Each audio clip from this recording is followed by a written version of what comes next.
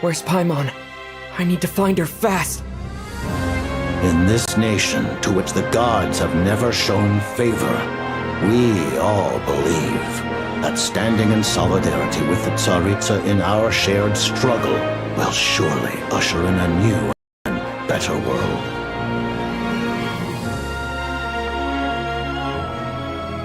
Fate always appears so impossibly complicated, but at moments like this, its raw simplicity is laid bare. The snow in Snezhnaya is always bitterly cold, and it never seems to end.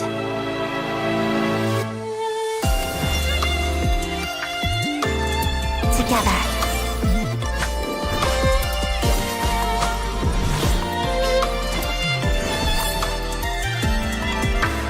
Waltz of the snowflakes.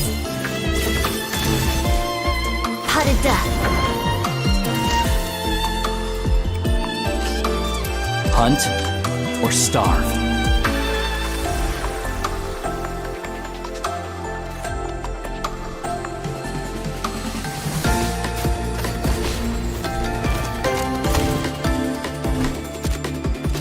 Prey spotted. It's dog eat dog! It's called the Shadow Realm. A place where no wind blows, no light shines, and no elemental energy flows. Even time itself doesn't exist here. It's a world where everything seems to come to a standstill.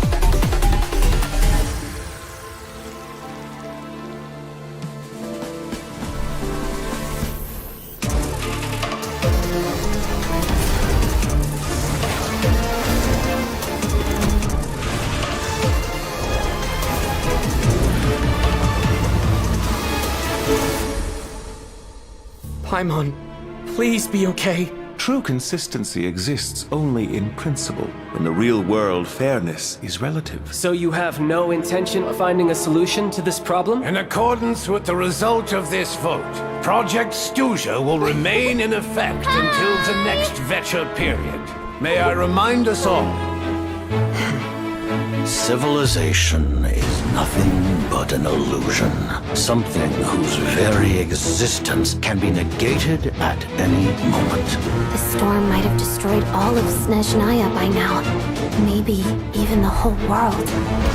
A civilization that fails to learn its lesson constantly depletes its own worth. It will one day lose any reason for its existence.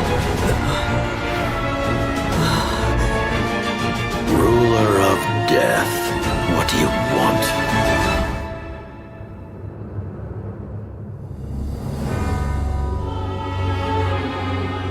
Consider your position carefully. This might have passed for a coincidence the first time, but a second time? Am I to assume you are intentionally interfering in Snezhnaya's affairs? Who says there will be a next time?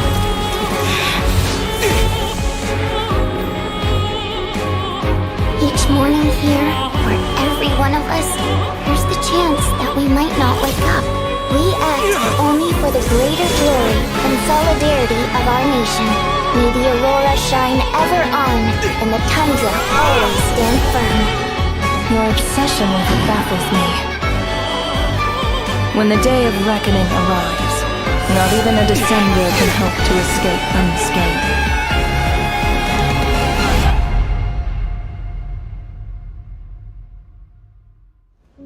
The Tsaritsa will return in triumph in short order. The time for us to meet again will come very soon. Our goal is the heavenly principles.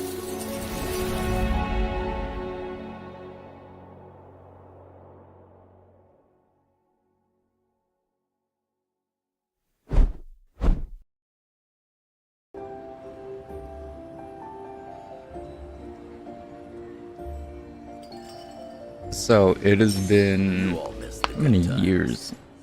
How many years since I started streaming Genshin and stuff? It was before Sumeru. That was 2022.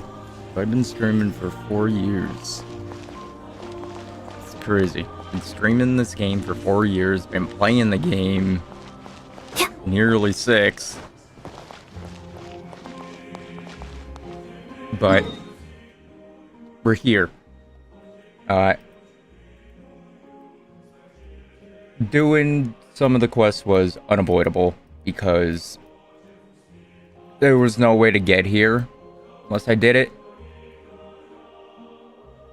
But, what's it called?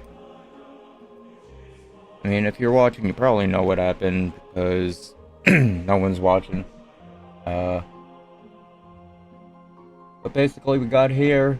Paimon, snow fell on her, and she started getting cold and got separated. She got found by none other than the director of the Fatui. What's it called? And then,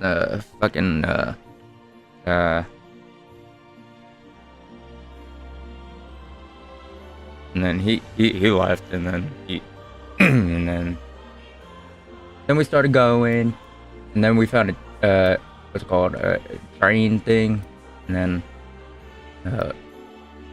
we found people, and we found a village and stuff, and now we're going to what's it called?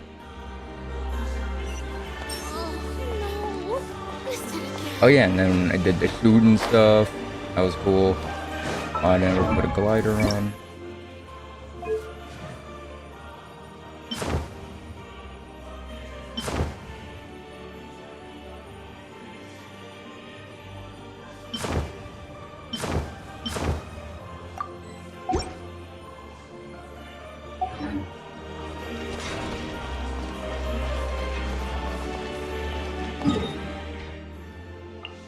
Alright.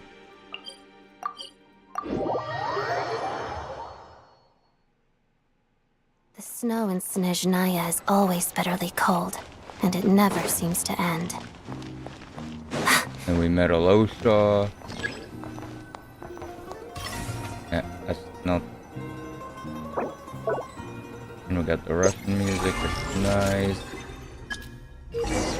Nice folk music.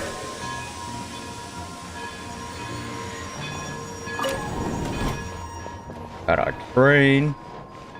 And we got a little AI assistant. No, not that. Alright. Now, start the train to Snezhnaya.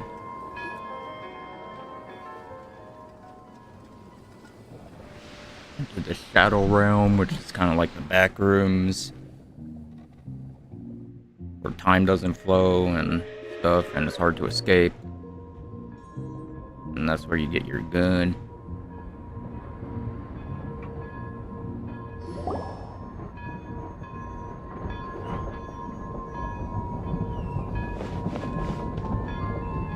Are we gonna race, Mr. Train? Okay. Which way are we going? Oh, wait, there's a thing there. Back rooms.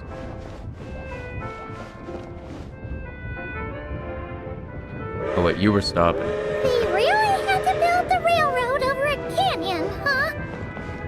Yeah. You might want to avoid looking down if you're afraid of heights.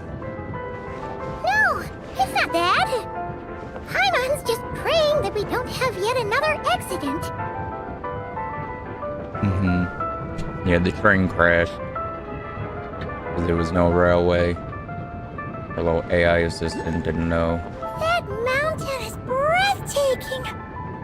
Reminds Paimon of Dragonspine. They say Yeah, this wonder mountain's why, the domain Paimon. of a Snegovic lord. A lot of the Snegovic retreated there to live in seclusion, so it's a pretty mysterious place. Snegovic. You hear all kinds of stories. Even the residents of the nearby town of Svietlo-Lidovka steer clear of the summit, and they make a living off of harvesting prime ice. I'm not gonna pronounce that one. I probably could, but not fast or correctly. Look, Snezhnagrad's just up ahead.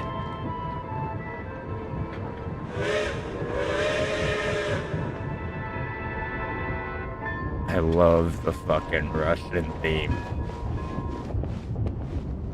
I don't know, Russian architecture just looks so cool. Paimon, what are you doing? You silly bugger. Oh look, it's slowly fading. When it gets warmer. Wait, is it? I don't know.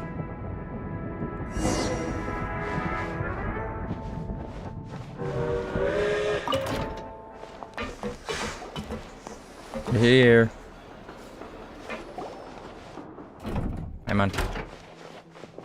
Hey man.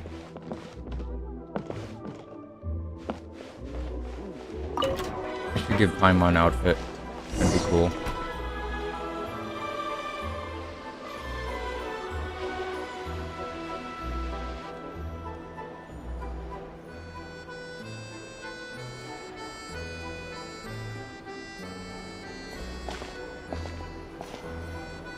Here we are.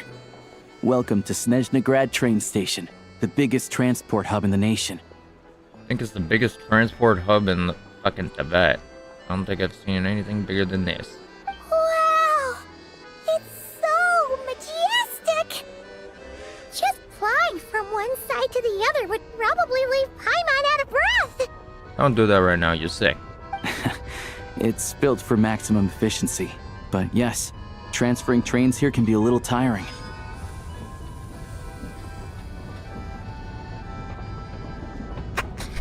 I don't know why the train in the background was just In the funny. future, you can use this train station to travel anywhere you want in Snezhnaya. For now, though, come with me. Let's get Paimon checked out. This way. There's a lift car that goes straight to Sapoliarni.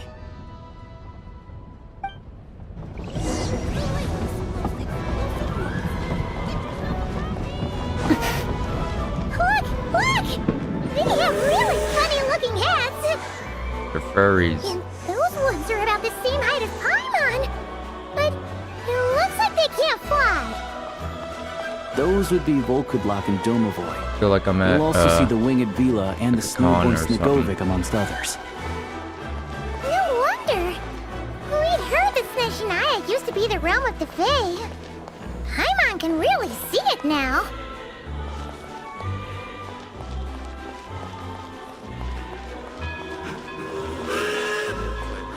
I like train noise. I don't know, this area reminds me of like the North Pole and Christmas.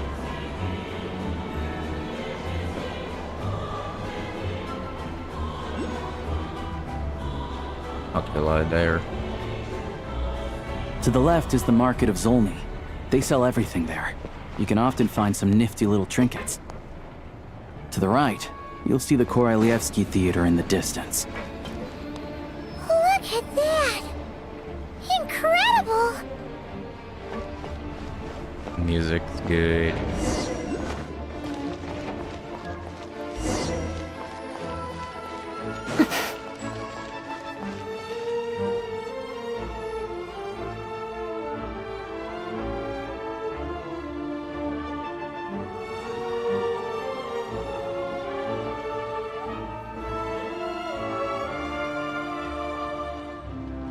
Wow! Snezhnaya is stunning! Seeing it with our own eyes makes all the trouble we went through to get here worth it! I found it pretty stunning when I first came here too. But I soon found out that stunningly beautiful means stunningly expensive. The Yeah. prices here are crazy. I'm just a small-time hunter, so Zolny is where I Like spend Dubai. most of my time. This way will take us to Podvorier restaurant. They offer food and lodging there, so you can get settled in while I fetch the doctor. Is that gonna be stunningly expensive too? Yeah, don't worry about that. What matters is keeping you warm and safe and making sure you don't die. Yeah, I mean, there are places to stay in Zolny, but I highly doubt they'd meet your standards. Most of the stoves are out of crystal, the windows are drafty, and at night, four-legged roommates come out to play, sharpening their claws on the roof beams and floorboards. What, cats? Yep, no way! Not a chance Paimon's staying anywhere like that! Maybe we can split the cost of the room between us? Paimon still has some savings left. What happened to you being like, yeah, Traveler's got it. She'll pay for it. Fine then. It's your treat. Paimon! Mom will save her money for buying a nice little cake. Don't worry, you'll get some too. I'm glad to see you've perked up. If you find yourselves in the mood for some sightseeing later, there's a few places around here worth seeing. This way leads to Zapoliarni Palace, which serves as the Tsaritsa's audience chamber and also her personal quarters. The adjacent block is kind of a city in its own right. That's Glupov, the headquarters of the Fatui. Inside, there's a munitions factory known as the Armory Palace, producing a constant supply of all kinds of equipment for the Fatui.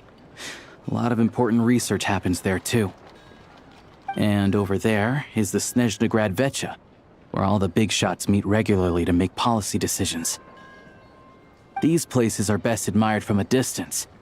I'm sure I don't need to explain why.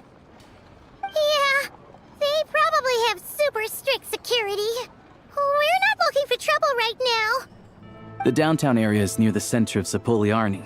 That's where you'll find the restaurants, bookstores, and gift shops. Another place of interest is the Northland Bank, which is over this way. Oh, and I'm sure you'll want to make contact with the Adventurers Guild at some point, right? That's right here. Ooh, speaking of adventuring, we use alchemy quite a lot. Do you know where we can find a crafting bench? No one practices alchemy at Snezhnaya, I'm afraid. Apparently there's some historical reason for it. Oh, we'll just have to use the one on the train then. Kinda inconvenient. Wait, how come there's one on the train if that's Snezhnayan too? Yeah, it's weird, but maybe the train was like made a long time ago, but we'll look at that later. Yeah, I don't know. Not my area of expertise. Still, I wouldn't say the absence of alchemy makes life here any less convenient. Anyway... Finally, there's Zolny in that direction. It's mostly residential buildings and factories, but there's a few shops too. Worth a look around if you're interested. That's about it. You guys go ahead and get checked in while I track down my doctor friend. Alright. Sounds good. Thanks for all the recommendations. It'll be good to get out of the cold wind. Paimon's starting to feel another headache coming on. Well, then let's get you inside. Podvorier restaurant is right this way.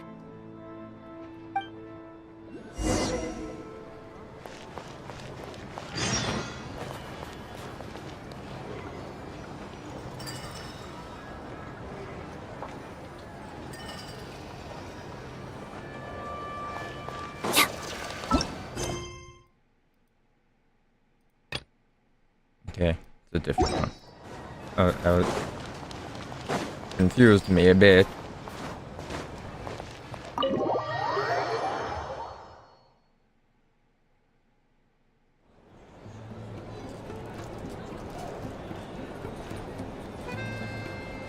Привет.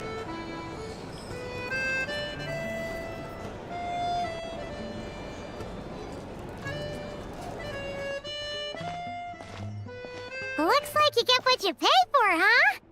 Paimon likes this room a lot. Feeling better now? Yeah, much better now that we're out of the cold. Oh, thanks for taking such good care of Paimon. Honestly, she feels kind of bad for throwing a wrench in the works. If this were anywhere else, we'd be out investigating and adventuring by now. But instead, we're stuck here waiting for a doctor. Yeah, but sooner you recover, sooner we can start exploring. But you take your time. No need to push ourselves too hard for no reason. A lot happened on our way into the city. Let's review what we've learned so far and try to figure out what to do next. Obviously, the million more question is, what is this Tsaritsa planning? Everything else leads back to that. Yeah, that was the main goal, coming to Snezhnaya. Sure was. And so far, we've learned that in addition to the 7 Gnosis, her plan also requires a ton of energy. But we won't get to see her anytime soon. Alosha said that she went east to fight that big monster. It must be a pretty powerful one if it can blanket the whole of Snezhnaya in a snowstorm this awful. Mm-hmm. It's one of those threats that we'll need to face, I think. Time for us to play hero again. To be honest, what we're really lacking right now is information. The kind of information that only the higher-ups in the government would know. Not word on the street type of info. Now, how are we gonna get that info? Paimon can think of a few people who might be able to help us. But... They're all for Tui. Right! And when we left Nogcry, Sandrone specifically left a message reminding us which side we're on.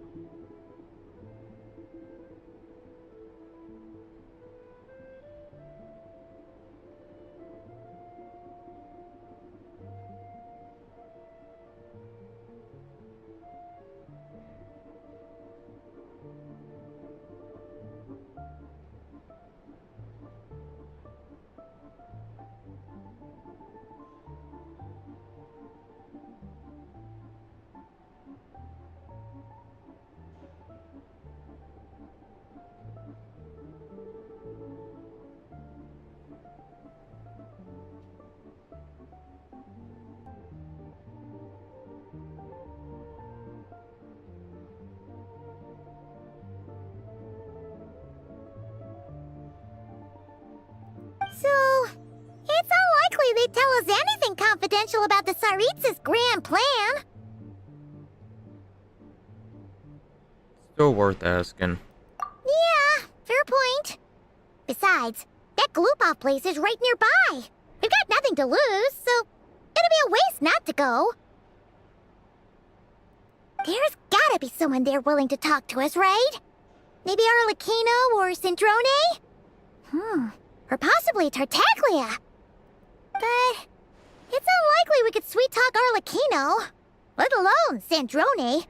She basically told us to stay in her lane already. Well, it's been a long time since we've seen Mr. Worldwide. Yeah, the last time was all the way back in Fontaine, right? Too bad we missed him in Nogcry. Apparently, he came to help out. Hello. Is there a traveler and Paimon in there? That's Alosha! Come in! Hello, I'm Dr. Luneva. Alosha mentioned that one of you is feeling a little under the weather. Yeah, we'd be grateful if you could look after her. I see. So you're my patient today, yes? And you're, Faye, I presume? Good question. Paimon's not too sure either, but she's definitely not the same kind of Fae as the ones we saw at the train station. Is that gonna be an issue? Not exactly. It's just, I'm used to treating human patients. Fae tend to be far more resilient than even the healthiest and most long-lived of humans.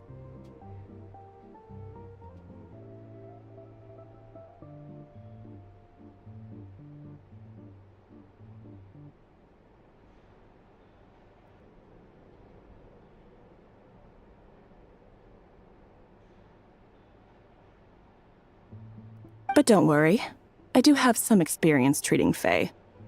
I've even diagnosed plenty of cats and dogs in my time. Safe to say, I have a fairly eclectic range of expertise. It'll be fine. Paimon's basically the same as a human. Right? We're no different when it comes down to it, are we?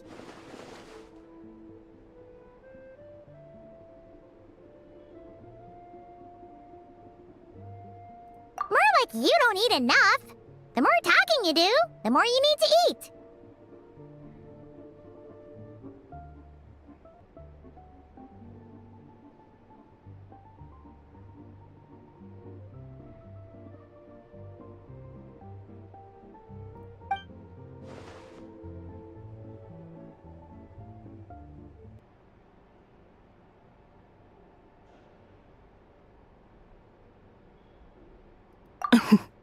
Now, please take a seat.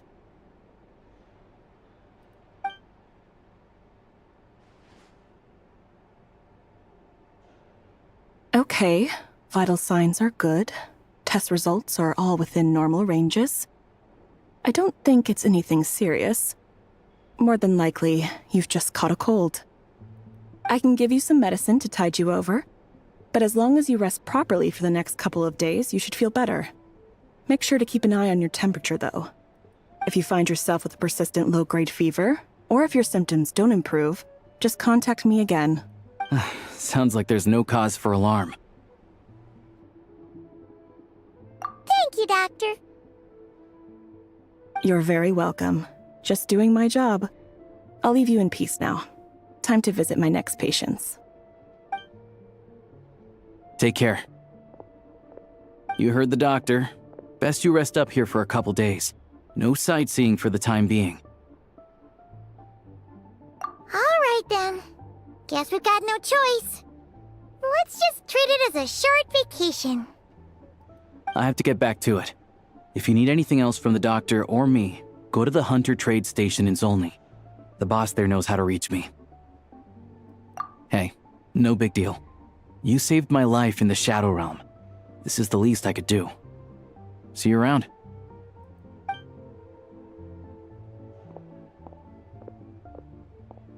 All right. Time to find Child and see what he can tell me.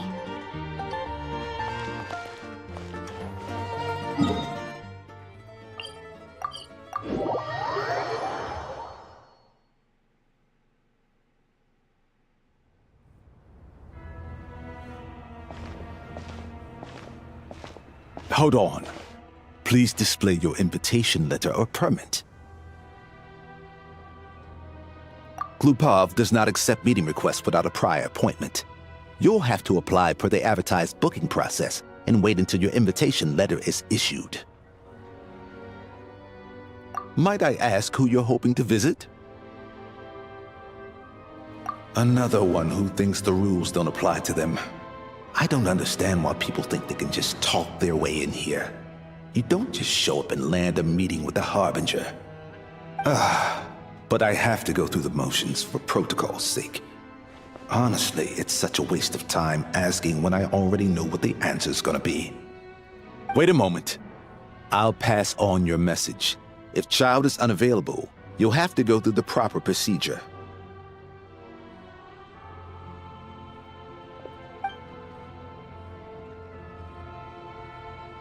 Lord Child is a busy man. He's probably not in Glupov at the present. If I were you, I'd cut your losses. No point waiting any longer. Even if you two are old friends as you claim, please understand that the Fatui Harbingers are often busy with their official duties. They tend not to stay in Glupov for extended periods. Next time, stick to the rules. You'll make life easier for both of us, Greetings, Lady Marionette. Snezhnaya. I'll take care of our guest here. It's her first time in Snezhnaya, so it's no surprise that she doesn't know the rules yet. I trust no choice words have been exchanged. No misunderstandings I should be aware of. No, Lady Marionette. No incidents to report. Whew, that was a close call. Good thing I played it cool. I'm the one that showed up unannounced. This gentleman has been very accommodating. Is that right? Good to know. Wait, where's Paimon? She's sick. She's recovering at, yeah. Under the weather? That's hard to imagine. She's always buzzing with energy. I take it she's still adapting to the climate. Happens to a lot of people. It's even colder here than in Nodcry. Has she seen a doctor? I can get you one if you need. She already saw a doctor. She just needs to rest for a couple of days. All right then. Well, let me know if you run into any other problems. Did you come out here specifically to see me? Why else? I was just about to sit down for some much-needed tea time when I heard that an old friend of Tartaglia's had shown up outside. No appointment, nothing. And, as obnoxious as it may be to show up uninvited at Glupov, I couldn't help but take pity on the poor soul who was waiting outside in vain. So I had no choice but to abandon my freshly brewed piping hot tea and come to see this mystery guest for myself. You already knew it was me, didn't you? Well, I felt our time working together in Nodcry warranted some courtesy. I couldn't exactly let you freeze to death out here in the wind. Unfortunately, I can't invite you inside either. The rules of Glupov wouldn't allow it, and as a harbinger, I have to lead by example. On the plus side, Snezhnograd actually has some class, unlike Nasha Town. Torchlight Books has a very nice selection of teas and cakes, so we can catch up there. Your treat, of course. Why? Because I already wasted one perfectly good cup of tea today. That's why.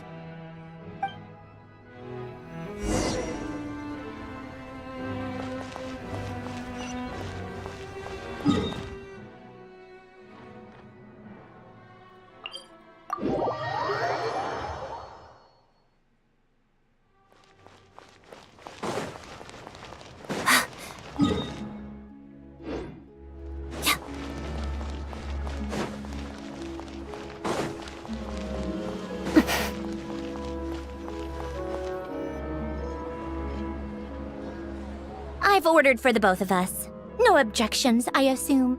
I'm sure you trust my taste. Yeah, no problem. Okay, let's get down to business. I'm guessing you don't actually have any urgent business with Tartaglia, per se. You just want information, right? Yeah, but... how's he doing anyways? What's he been doing? Wanna take a guess? Picking fights again? Of course you'd say that. You shouldn't underestimate Counselor Tartaglia, you know. Counselor? That's right. I'm sure you've heard of the Snezhnograd Vecha by now. Well, he's busy preparing some paperwork for their next meeting. They'll be discussing yet another extension to Project Stuzha. It's basically all anyone cares about in the Vecha these days. Tartaglia... Counselor. It's just weird. Yeah, he's more of the shoot first, ask questions later sort, isn't he? It all started with a very detailed letter that Capitano left for the jester, Piero, before leaving for Natlan. In that letter, he detailed the future arrangements for his subordinates. All of his key people were reassigned to Tartaglia. I guess he'd already prepared to leave us for good all the way back then. But Piero didn't reveal the contents of the letter until the events in Natlan had concluded. Why Tartaglia? That was his reaction, too. Why me? With a bewildered look on his face. He'd always assumed Capitano looked down on him. He was a man who kept his thoughts to himself and barely spoke to him the whole time they'd known each other. But he occasionally brought Tartaglia along to my tea parties back in the day. So to the rest of us, it was clear that Capitano had quite a lot of respect for his young comrade. By the rest of us, I mean my tea party regulars. Arlecchino, Rosaline, and... actually, not Columbina. She was probably oblivious to it. Anyway, then the Liues situation happened. Normally, it took a lot to get under Capitano's skin, but that time he was furious. It's not really my place to talk about it, though. You can ask Tartaglia about it sometime. Basically, Tartaglia probably had the wrong idea about Capitano all along, right up until Piero revealed the letter he'd left behind. Capitano believed that despite Tartaglia's immaturity, he showed great potential. Plus, he possessed a kind of purity rarely seen among members of the Fatui. Makes sense. Yeah, it's one of the few things that I'd agree those two have in common. But there's one other reason why Capitano chose Tartaglia to assume command of his troops. He knew that after he was gone, several of the others would swoop in on his army like vultures.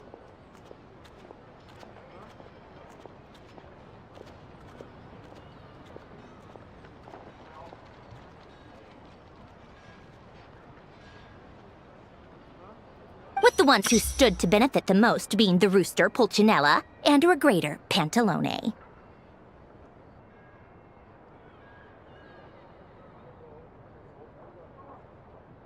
Once they divided Capitano's troops between them, they'd be more powerful than ever. No one would be able to stop them. So, you can see why Capitano chose to hand that letter to Piero, right? Because the Jester needs to maintain balance of power? Exactly. Piero also needed to back a Harbinger as soon as possible. And all things considered, Tartaglia was the best choice. Even though Tartaglia has had the support of Northland Bank for a long time, he and Pantalone are ultimately not cut from the same cloth. I'd say Capitano made a good judgment call.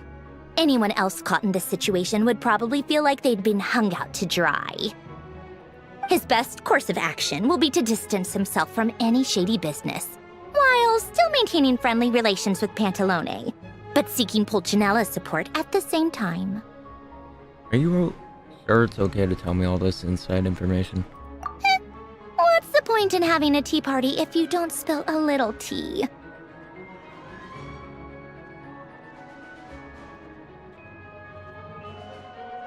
Besides, none of this is confidential anyway. Ask any journalist out there. They'll give you all the lurid details. You'll see it firsthand if you ever sit in on a session of the Snezhnaya Vecha. All the factional strife, whether open or unspoken, it plays out for all to see in that one little room. Having a voice in the Vecha is the only way to steer policies in your favor. So, every person in that room represents a particular interest group. Pantalone, for instance, represents the financial sector, and Tartaglia represents the Fatui soldiers. Personally, I have no interest in political jousting, but since I have a number of engineers and researchers under my command, I have to make their voices heard. Then there's Pulcinella, the linchpin of the Vecha. He represents politics itself. Everything involves him, so nothing can bypass him. Any issue that comes up, he knows how to mediate. That's what the Tsaritsa values most about him.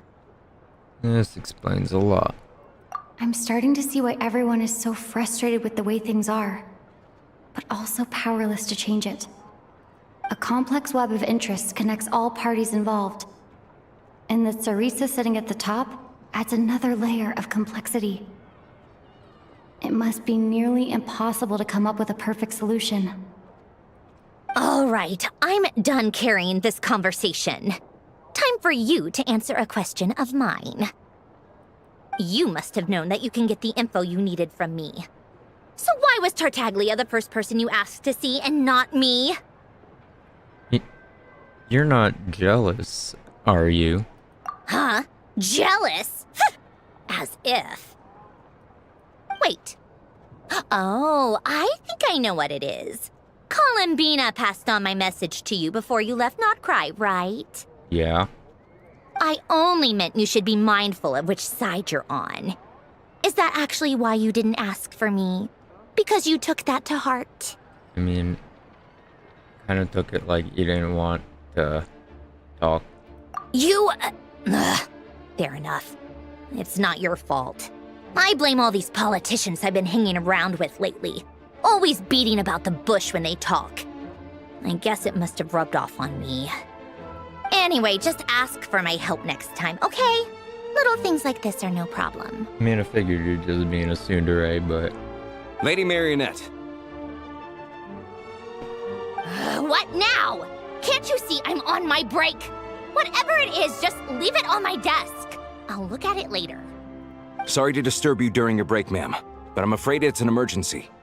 Isn't it always?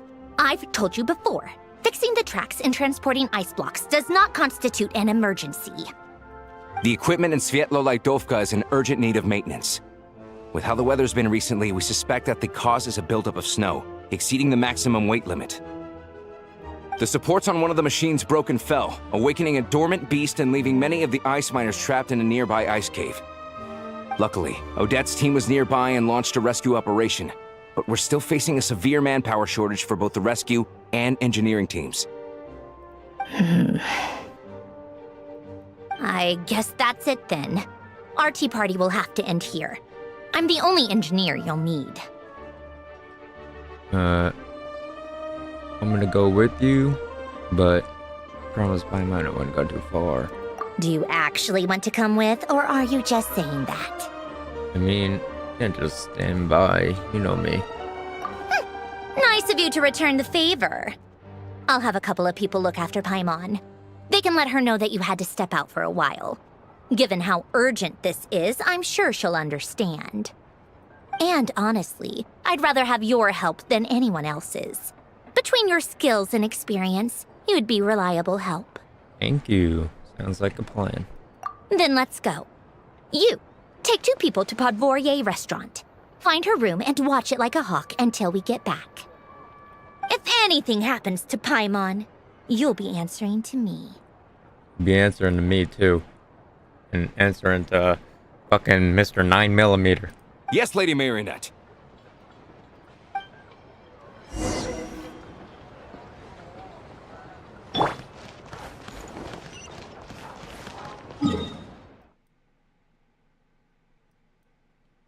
On my train there.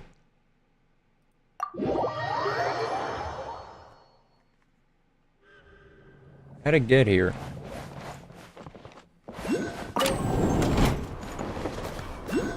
Still more nearby. I like your chest. Thank you. Snezhnaya does have a nice chest, dude. You are correct about that.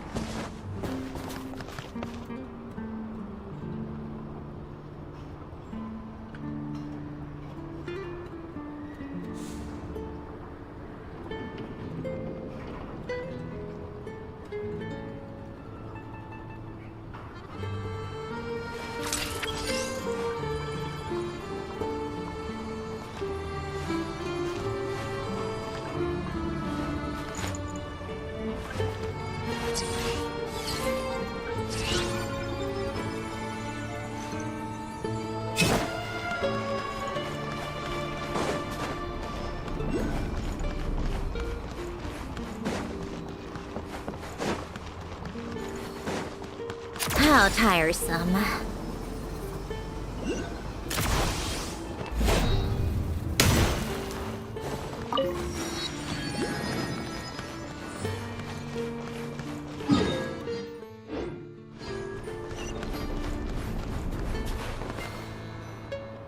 They weren't exaggerating. This is really dangerous. It's a good thing only one of them broke. From what I've been told, most of the trapped miners are over in that direction. I'll go rescue them. Yeah, you do that while I check the rest of the equipment. I'll evacuate the people around here as I go. Meet me back here as soon as you're done.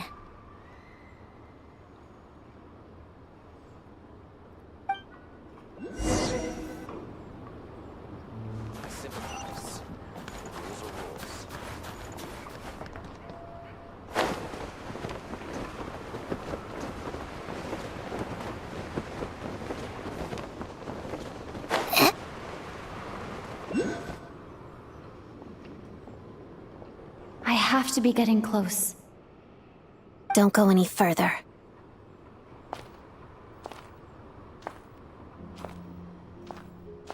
It's too dangerous here. There's a highly aggressive monster on the prowl. You need to leave, now. I'm here with the rescue effort with Snezhnaya. Ah, I see. You're the backup from Snezhnaya. Well, I'm Odette. Good to meet you. Nice to meet you too. Ah, so this is Odette. She was the first member of the Fatui on the scene. There are 5 people trapped in the cave. Monster type is unknown, and so is its location. Let's go. Every second counts.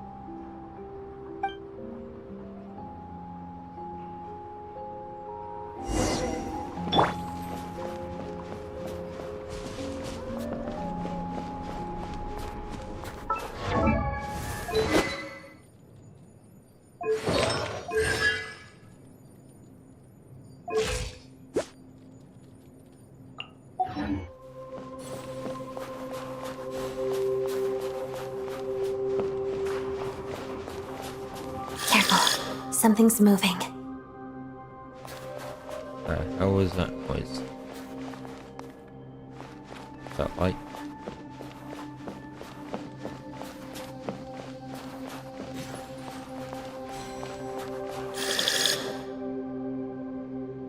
This must be the monster's shadow. Looks like a tough opponent. Oh my god. That's bad. Let's begin. Harada. Not two slimes. Not two slimes. But two electro slimes. Not them. That's terrible. Stay back! Someone in danger. We must go. Come on. Stop procrastinating. Who said that? Pirouette. Hello? Hello? Where are you? Who said that? Who needed help? Blit. Do I jump? Whee!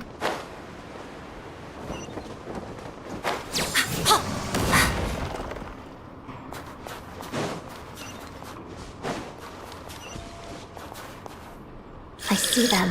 They're right behind the monster. The Sonic. monster seems very agitated. It could attack at any moment. Let's make the first move. Take this! Bellowing Thunder! Crystalline Adagio. Shadow me.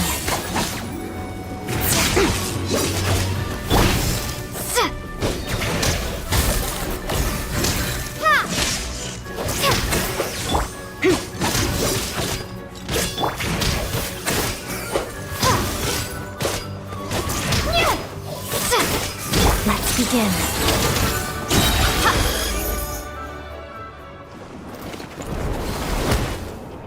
Thank you for saving us.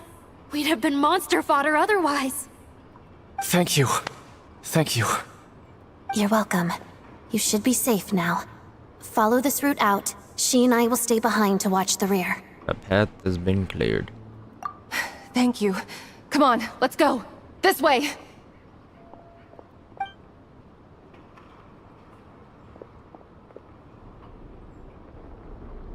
I've searched the area. Pretty sure the monster made a tactical retreat. Was this its lair?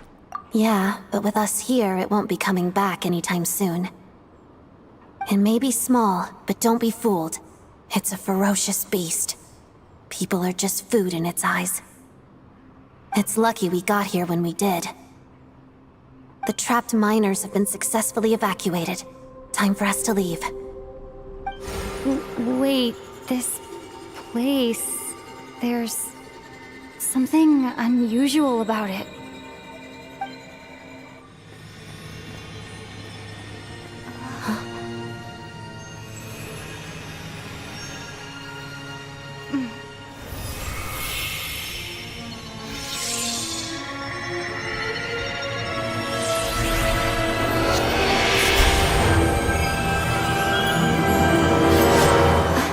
What is that? I don't know.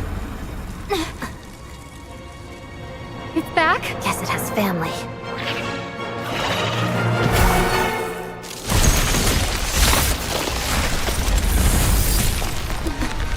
This way. Run!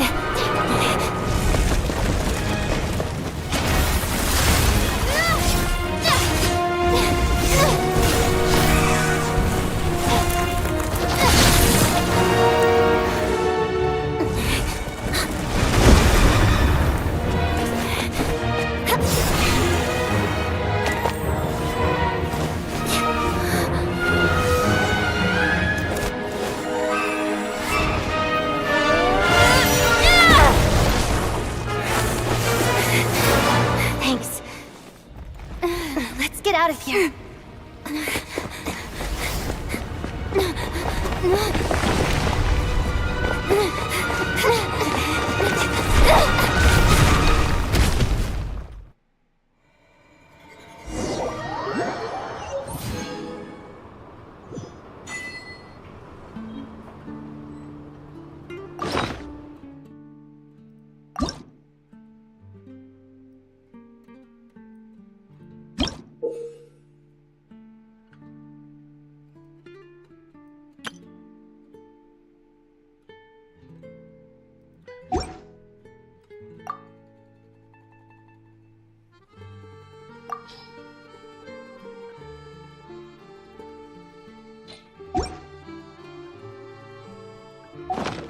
Most humans could have the entirety of their fleeting...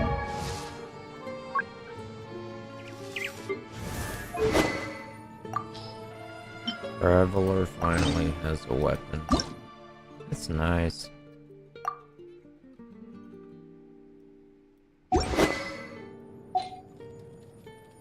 Lives chronicled in but a few short lines. Their stories really make for terribly dull reading.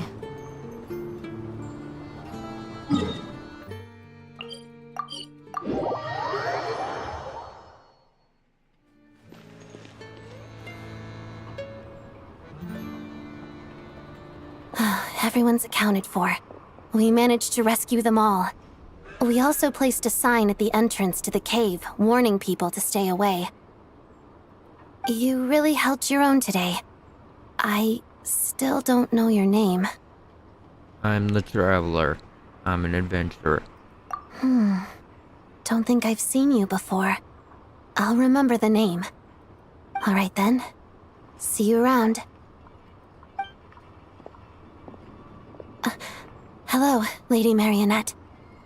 I hear the rescue operation was a great success. I knew I could count on you. What brings you here, Odette? Here for a performance? No, a Fatui mission. I happened to be nearby and heard the crash. Performance? She hasn't introduced herself then. Odette is the prima ballerina of Snezhnograd. She's quite the celebrity. If you ever hear people mention the two crowning jewels of the Korolievsky troupe, they're talking about Odette and the prima donna, Vodianitsa. On top of that, Odette's also a rising Fatui star. It's looking likely she'll inherit the title of the Fair Lady. She learned all her combat skills from Rosaline herself. Used to be one of her most valued subordinates, too. You flatter me, Lady Marionette. If she's Rosaline's protege, that makes me... never mind. There's no need to bring it up. No point making things awkward. Yeah, I see why you're such a good fighter. How's progress on your end, Lady Marionette? Equally successful. I finished reinforcing all the equipment. Took me a little longer without Polonia's help. But the outcome is the same, of course. Even if the heavy snowfall summoned by that monster lasts for another 3 months straight, this equipment won't give way. All right, now that we're done here, it's time to get out of this blizzard. That's it. Isn't there more work to be done? Sure, but Snezhnograd will send someone to investigate and draw up a relief plan. And I guess I'll have to write the incident report myself this time, since it involves a mechanical malfunction. First, Pantalone needs to approve the budget, then Pulcinella has to sign off on the plan. Once they've argued it out and reached a compromise, we can move forward. That's the rough process anyway. Could take anywhere from a couple of weeks to a couple of months, depending on how smoothly it goes. And in the meantime, people here just have to wait. Yup, nothing we can do about it. There's a whole stack of incident reports like this back at the office. Reminds me of hurricane, relief. How it takes, years. The snow has eased a little for now, but there's no telling when that will change with that monster still at large. Fuel for heating is in short supply, and relief is weeks away. There's no immediate threat to life, but still, it just feels like there should be a better way.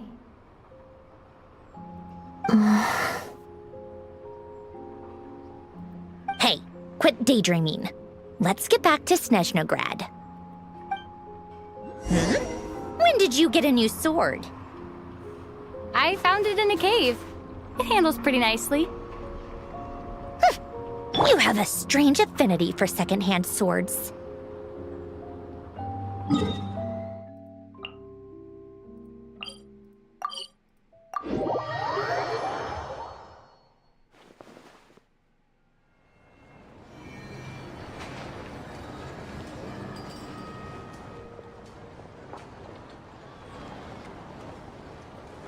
Ed Sheeran. Your legs don't work like they used to before. Well, if it isn't Counselor Tartaglia, Mr. Big Shot himself.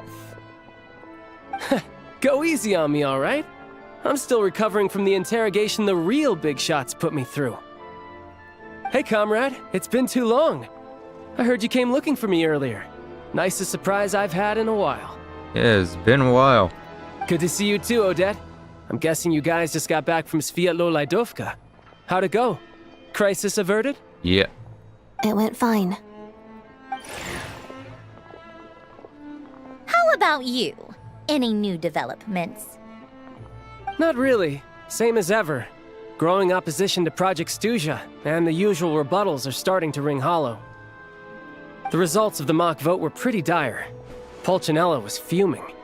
I've never seen the old man so angry. That's not good news. It takes a lot to rattle him. Yeah, obviously if push comes to shove, there are ways to crack down on dissent. But... Sorry, I have to ask something. This is going to sound blunt, but may I? Huh? Of course, fire away. It sounds to me like everyone's tearing their hair out trying to figure out how to deal with opposition to Project Stuzha. But what exactly is this project's purpose? And how can it be so important that even people like you two refuse to stand up for the ordinary people of Snezhnaya?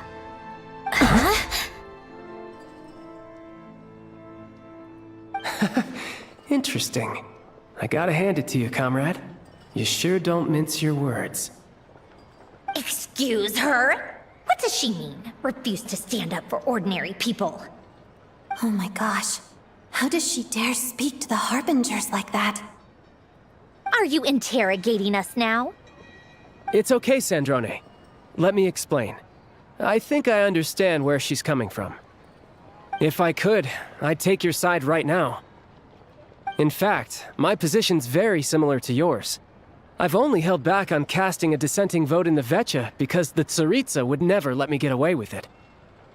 Still, I have a responsibility to the Fatui armed forces, so I do what I can to make their voices heard.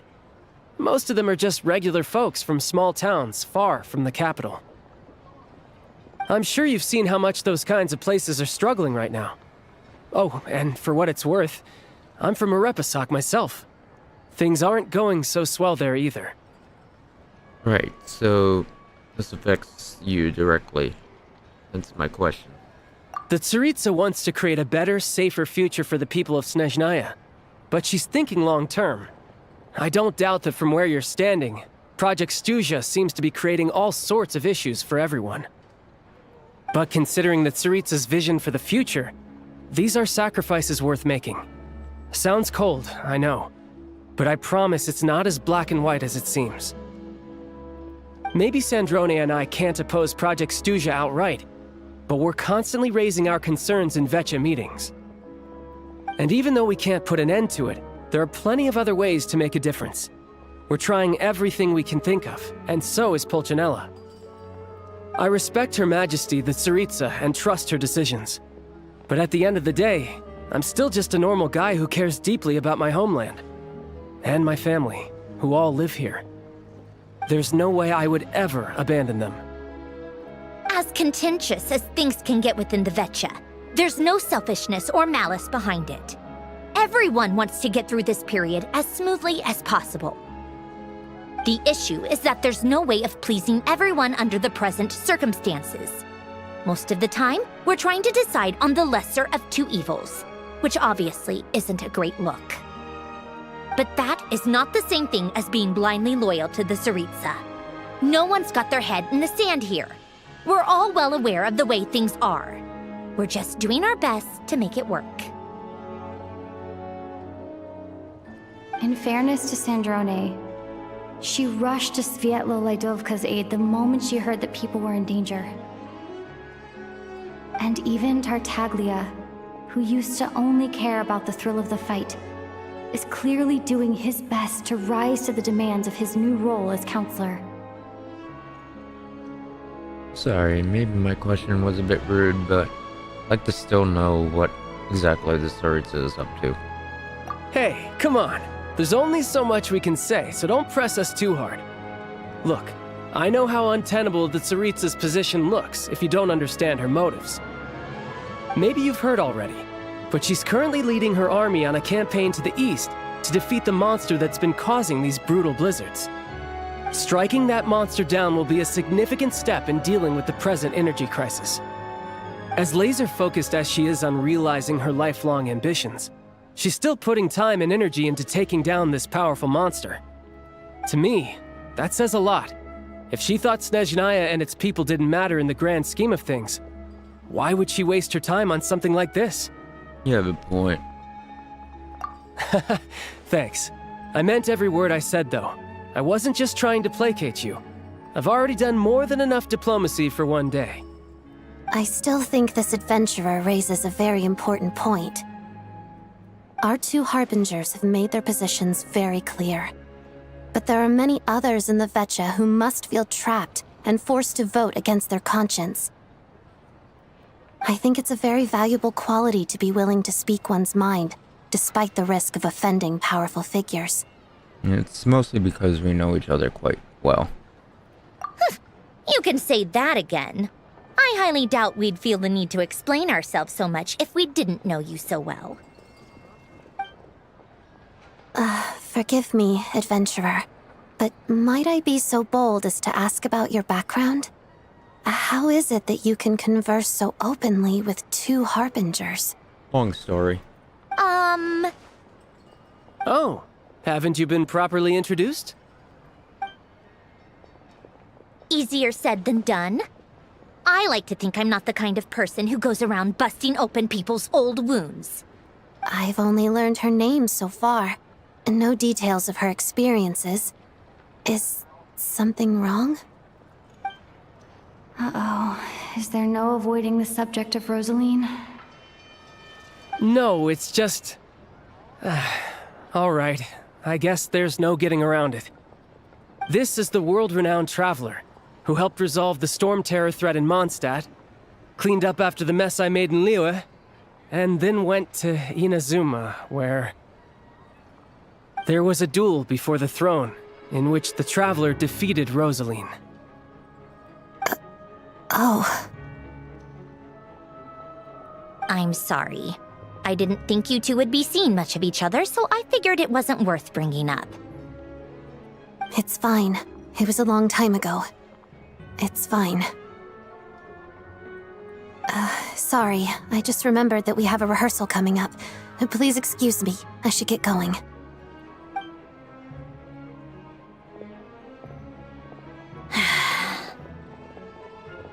I've mentioned this to you before, remember? She was Rosaline's most valued subordinate. But they didn't actually get along. Not that Rosaline was really the type of person to make friends, but... death has a way of resolving a lot of conflicts. Don't let it weigh on you. Like she said, it was a long time ago. It's in the past now. Yeah. But... to be fair, I did not land the killing blow. Odette has a very different personality from Rosaline. Give her some time. I'm sure she'll work through it. Oh, by the way, where's Paimon? It's not like her to hide away. Oh, yeah. She hasn't been feeling well, so she's resting at Podvorier Restaurant. I got a couple of my people to look after her while we were gone. Oh, right. Sorry to hear that. Poor thing. Reminds me of when Tonya was little. She really felt the cold back then. Used to get ill all the time. I felt so bad for her seeing her lying in bed, coughing. She was so mature for her age, though. Whenever someone came to visit her, she'd greet them with a smile and would never complain. I'm sure Paimon's a good kid, too. You're a little short on manpower, right? Let me have a couple of my people take over for yours. I'll send my most capable and reliable. They'll make sure Paimon can recover in peace. Well, that would be great. Your people are more qualified. Thank you. Hey, don't mention it. I'm sure you have things to do. Hopefully this takes a load off your mind. So no more accusing me of not being on your side, all right? Oh yeah, one last thing I just remembered. I met Piero when I first got here. Already? That was quick.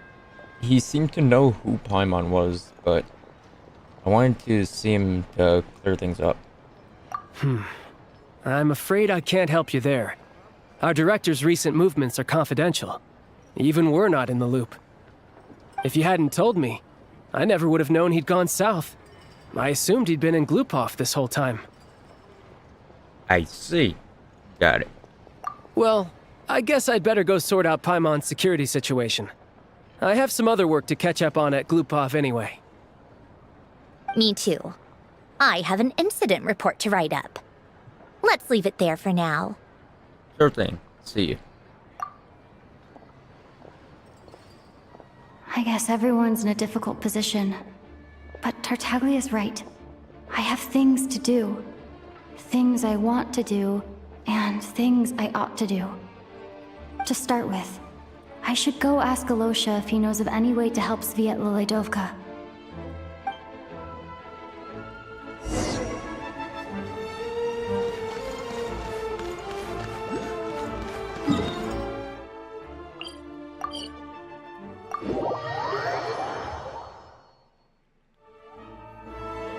How strange. This sword seems to be vibrating of its own accord.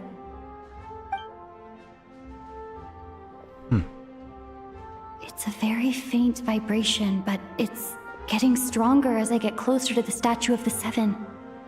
Does this sword have some connection to the statue? But all it does is vibrate, even when I touch it. That place I got this sword from was definitely out of the ordinary. Maybe I should try channeling the power of cryo?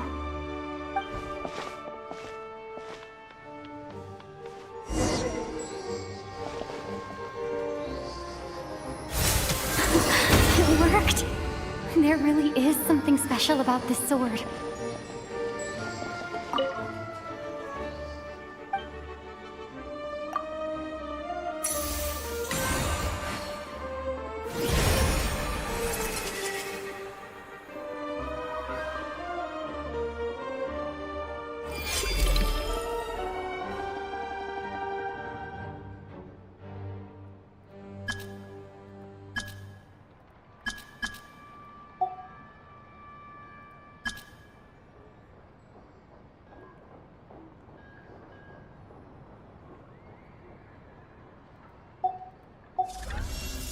I don't really understand what just happened, but I'm pretty sure this sword just got a little more powerful.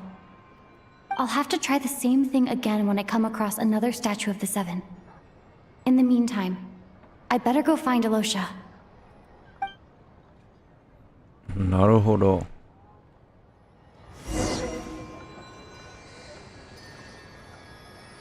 Snowball fight.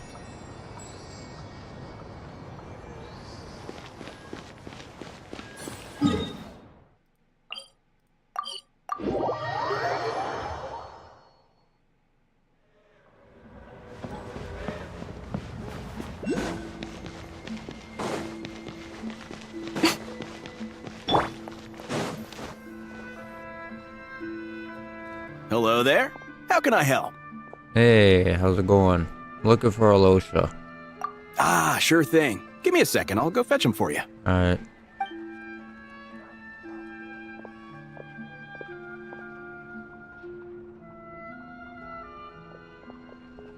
What's up, gang?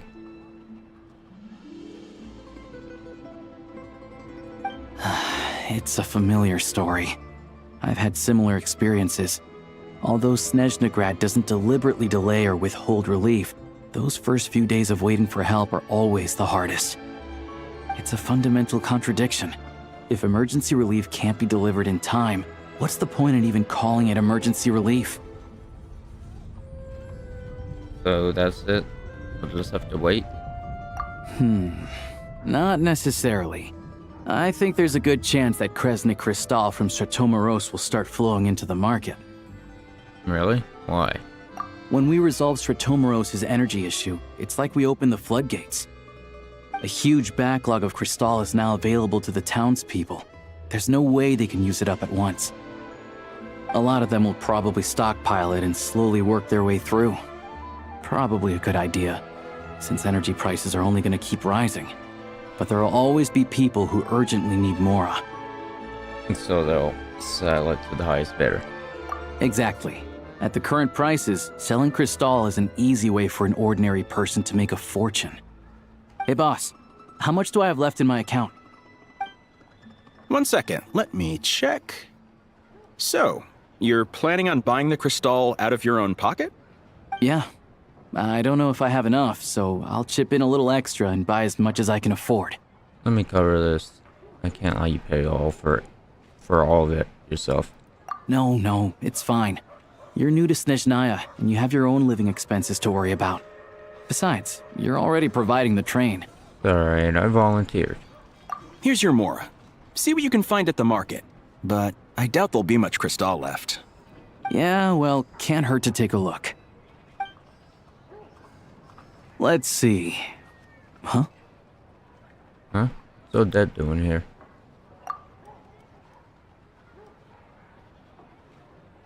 Oh, Alosha, and... Hi. Hello.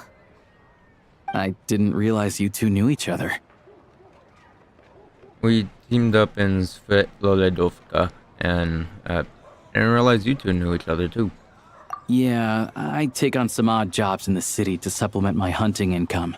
Sometimes I work as a cleaner or prop hand at the theater where Odette is one of the big stars, so I've met her a few times. When the weather's as bad as this, it's better for a hunter to adapt than to keep looking for game. Yes, and we sometimes need extra help.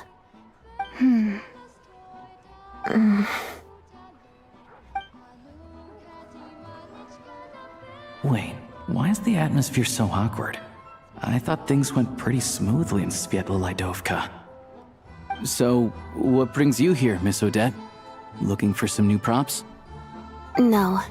After I got back to the theater, I couldn't stop thinking about the situation in Svetlolledovka. It bothered me so much I couldn't focus on my dancing. So I decided I'd come here and see if there's anything I can do. Can't let it go either. You too, I presume. I suppose that's why you're here. I didn't feel comfortable expressing my true opinions in front of the Harbingers. Not least because ordinary Fatui like me don't even know what Project Stuzha is all about. Without knowing the full picture, I can't make sense of it. And at some point, if things aren't making sense to me, I can't just keep going along with it. Why does this look liminal? Looks like backrooms shit or something. Captain Clark. That's its pirate ship. So many people feel the same way. They wish they could do something, but all kinds of reservations hold them back. Explains why groups like the Rokot are springing up to fill the gap. Yes. Well, that's one option. But there are risks to consider with organizations like that. The Fatui does not encourage their activities. Right, because things can get out of hand, and it's hard to hold the right people accountable when they do. I've heard about a few cases like that. Sandrone said Odette was on track to inherit the title of the Fair Lady. If so, she'll be able to find out what Project Stuzha is really about. Still, it's probably a little soon to ask her about that. There may be more to the story. What's on your mind? Nothing. Just spaced out for a moment. I think we can both agree that no matter which side you're on, it can't stop you from doing the right thing. Where there's a will, there's a way. I know what Rosaline did while she was abroad. You made the right decision, so no hard feelings. So, what's your plan? Oh, we were gonna buy some Crystal. I heard there's some on the market right now.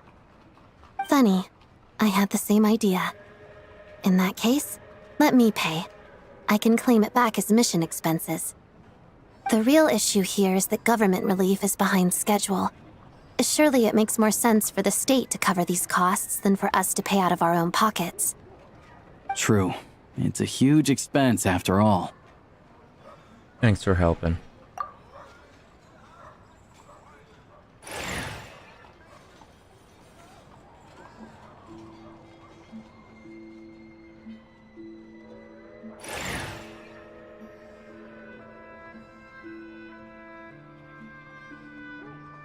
Let me see. I'll take it all, please. And I'll be needing a receipt. Right. Choose mission budget under the expense category, but be sure to specify emergency rescue operation in the description. Otherwise, the normal reimbursement limit will apply. Let's book this train. Regulations say that if we need to transport Kresnik Crystal during Project Stuja, extra carriages can be added 1 hour before departure.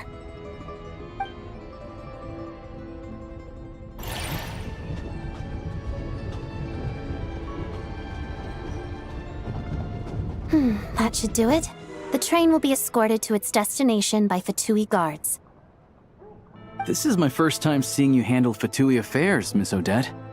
It seems you're as skilled an officer as you are a dancer. You flatter me. It's only because I've been doing both my whole life.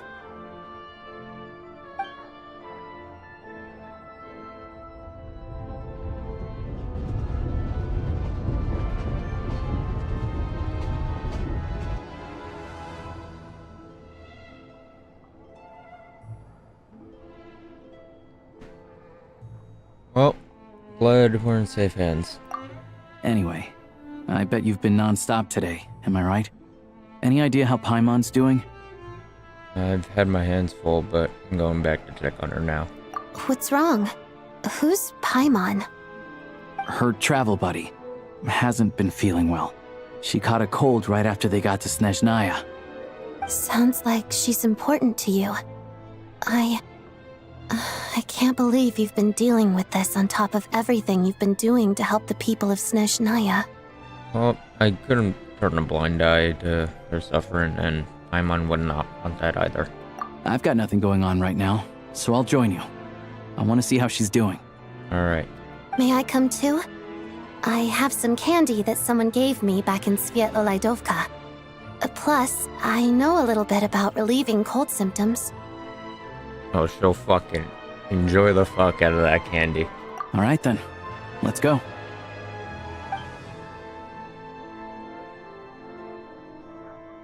I still don't know what the deal is between these two, but at least the tension seems to have vanished. A good sign, hopefully.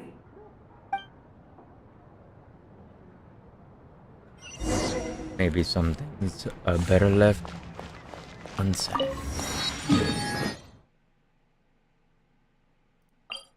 There's no biggie.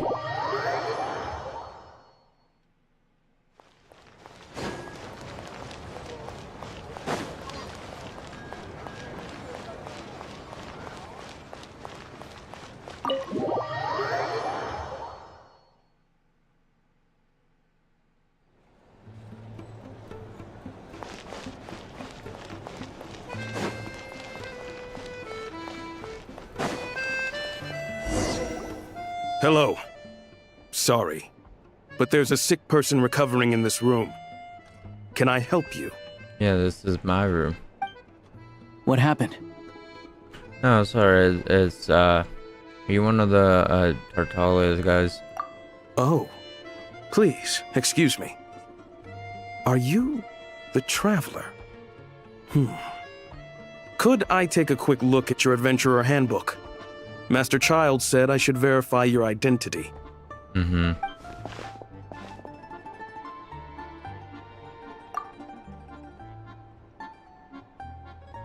Ah, it's really you. Sorry for the inconvenience. We're under strict orders from Master Child to keep this room well guarded. Oh, that's good. At the same time, we can't interfere with Podvoye Restaurant's business.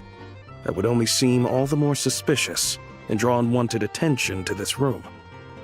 Besides myself, a few of my colleagues are stationed in and around the restaurant, in plain clothes, of course. Rest assured, you're in safe hands. Thank you. I didn't expect such a high standard of protection. Well, Master Child handpicked us for this special assignment. We're not about to let anything go wrong. Anyway, I won't keep you any longer. Please, head inside. Thank you.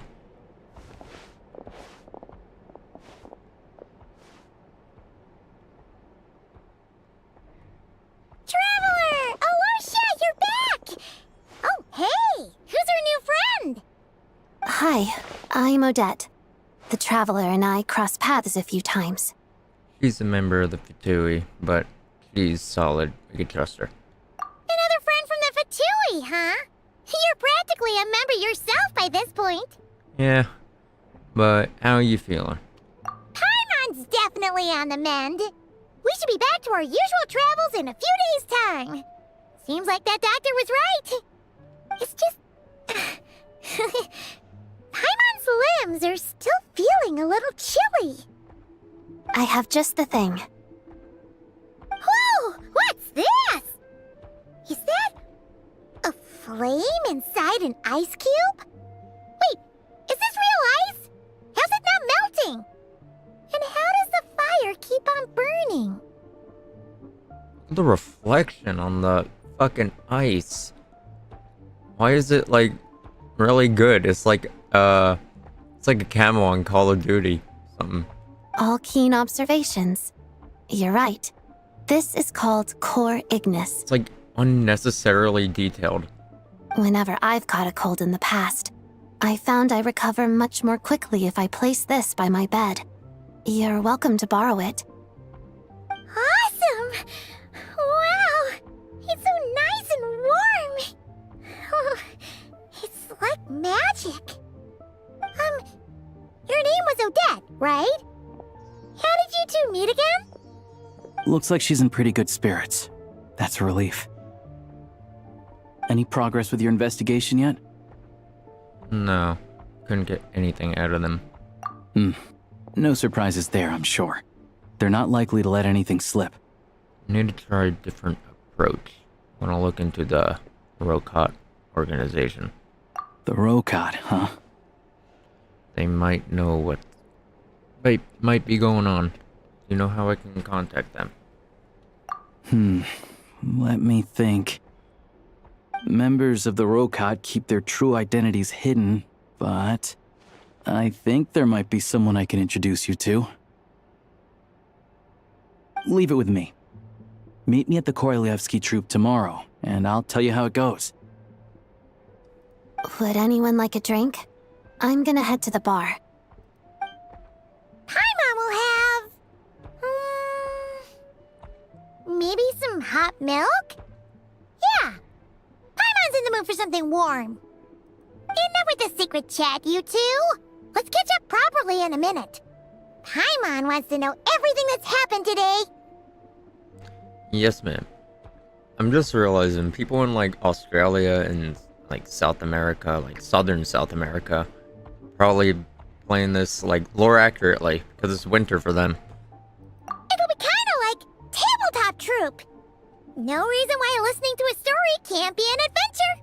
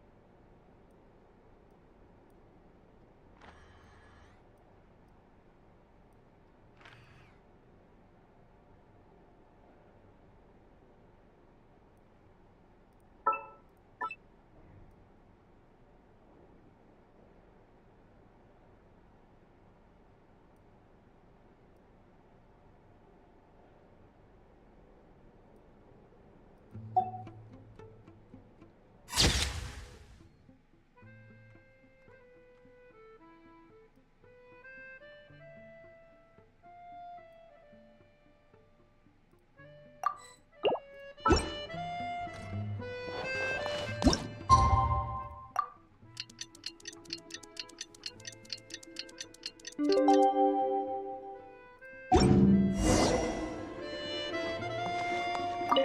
boss is gonna give Paimon a copy of the latest newspaper to read.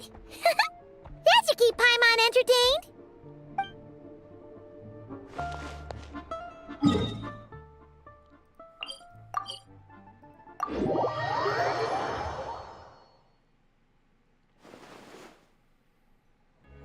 Ah, you made it. I've got some tickets, and I managed to set something up with the Rokot. Nice. It'll have to wait until after the show, though. Happy to stay and watch? I doubt you've seen the Korolyevsky troupe on stage before. Yeah, and thank you for sorting everything out. Pleasure. Here, this is the way in.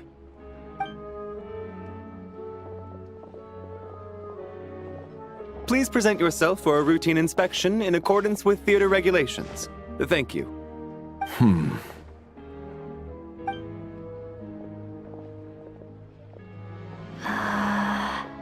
Is that guy with the fatui? Looks like he's waiting for something. Okay, all done. Thank you for your cooperation. Please proceed through to the theater.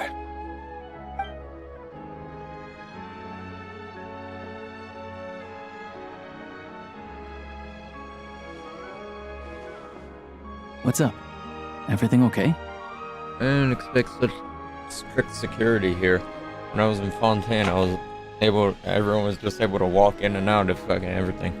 Snezhnaya's business and political leaders are always passing through here, so it makes sense that security's tight. Still, it's a little unusual to see the Fatui's Armory Palace guard here. You saw him, right? The guy right at the back.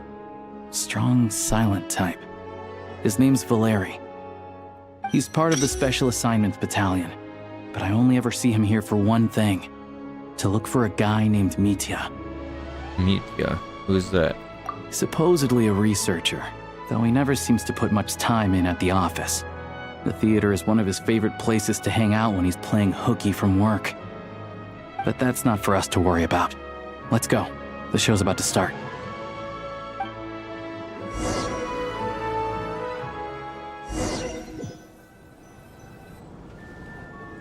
What do you think? Pretty impressive, huh? Yes.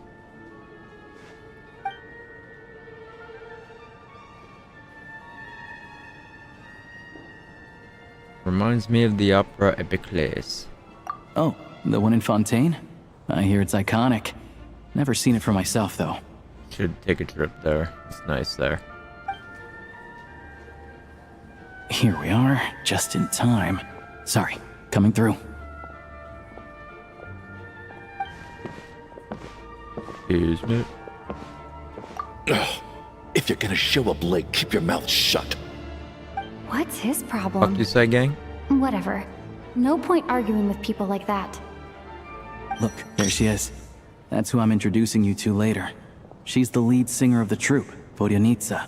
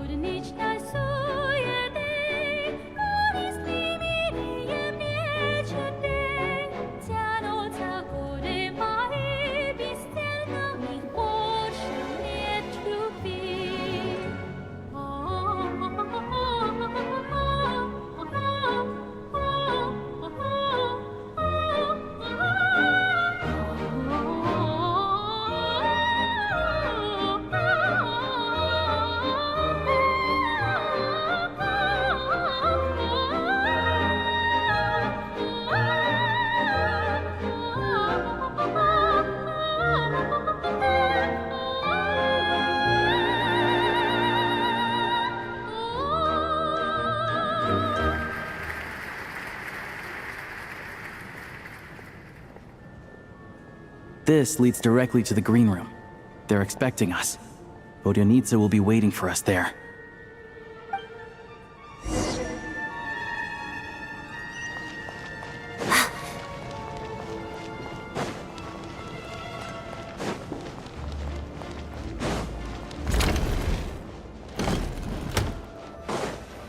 Привет. Hey there. Excuse me. Ugh! Can you believe it? I am so mad right now. Come in. Oh, it's you two. I wasn't expecting you to see you here. Huh? You know each other? Oh, wait. Is this who you were telling me about? The one you met yesterday and couldn't stop thinking about? I never said that. Yes, you did. Why are you denying it? It was right before I went on that rant about the moody factory owner. Oh, I remember it so clearly. Might I ask what brings you two here? Oh, I just brought her here to see the show. And when it finished, she was full of praise for Vodyanitsa's performance. So I thought I'd try my luck, see if we could get the chance to chat for a bit. Maybe get an autograph? You work here. You of all people ought to know that's against the rules. It's not what the green room is there for. Oh, what's the big deal? Come on, don't be shy. I can give you an autograph. You can take a picture too if you want. Do as you please. I finished all my shows for the day. I'll leave you to chat.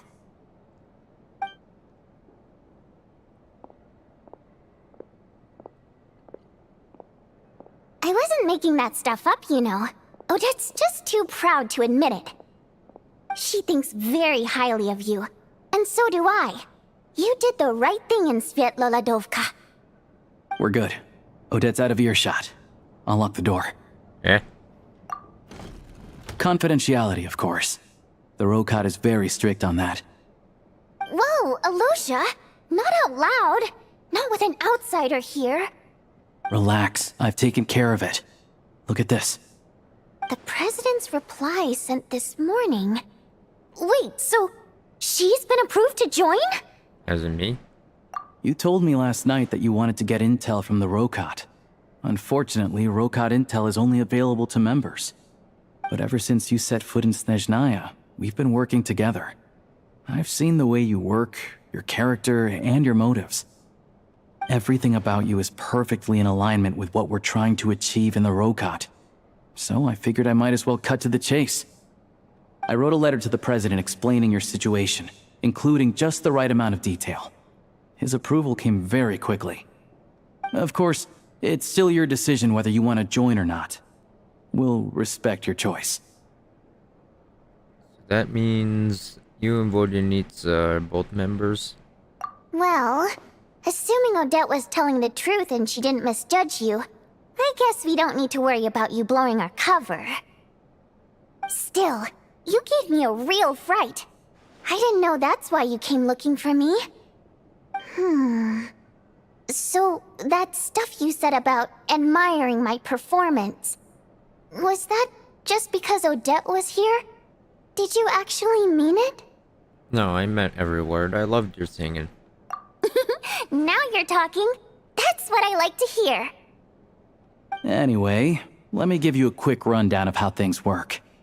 Like I said, the Rokat is a covert organization, and we hide our identities. Members typically don't meet in person or even know each other's identities. This helps us maintain a high level of independence and secrecy. Because of this, members are basically free to decide their methods without constraints, so long as the outcome of any activity doesn't violate the organization's principles. After all, we don't have any ostensible contact with each other. This way, if anything goes wrong, no one else will be implicated. Beyond the freedom to choose how you operate, it's also your choice whether to act at all. We have plenty of members who have yet to take any action. In short, joining the Rokat in and of itself won't place any restrictions on your activity in Snezhnaya. There's a code of conduct you can read if it interests you. But basically, as long as you don't plan on using your anonymity to go around doing evil, you'll be fine. I tried reading it 5 or 6 times. Never made it all the way through. Even the most lackluster script makes for more interesting reading. Sounds good to me. I'm in. Great. Then I'll go grab an official application form. Be right back.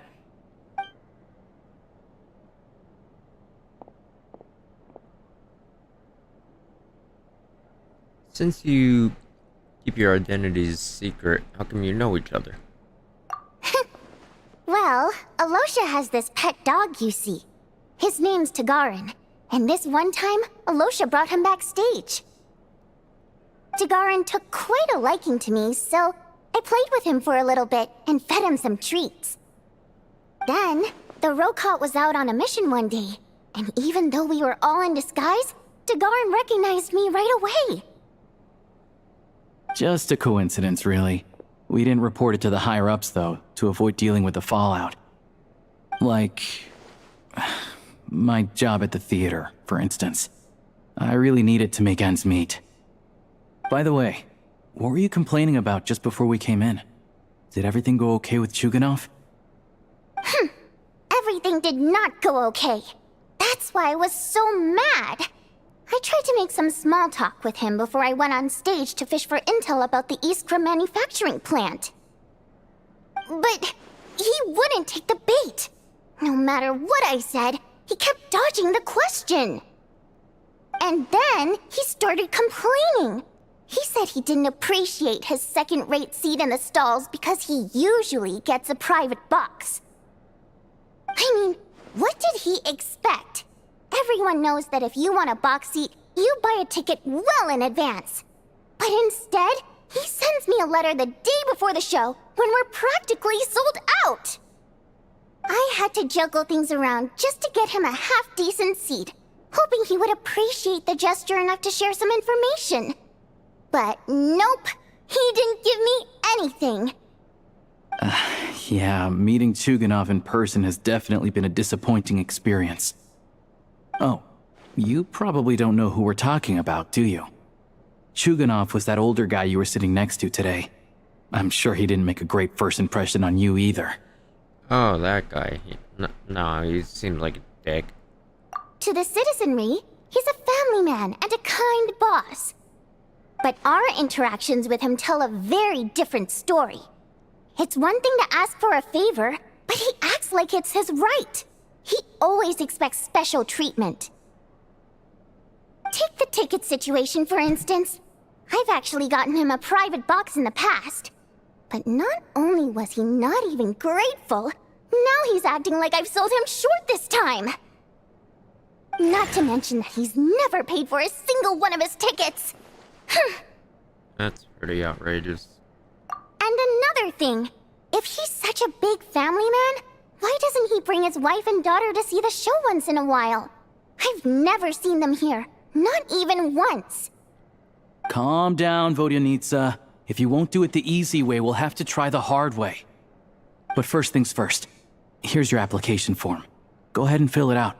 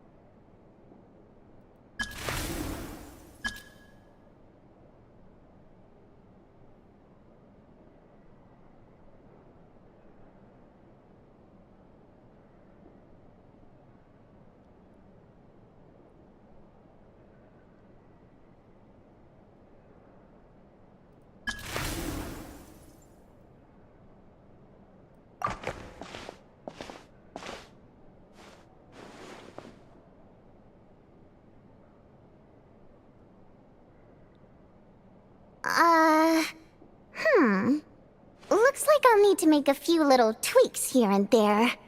But other than that, you're good to go. We'll hold on to this for you.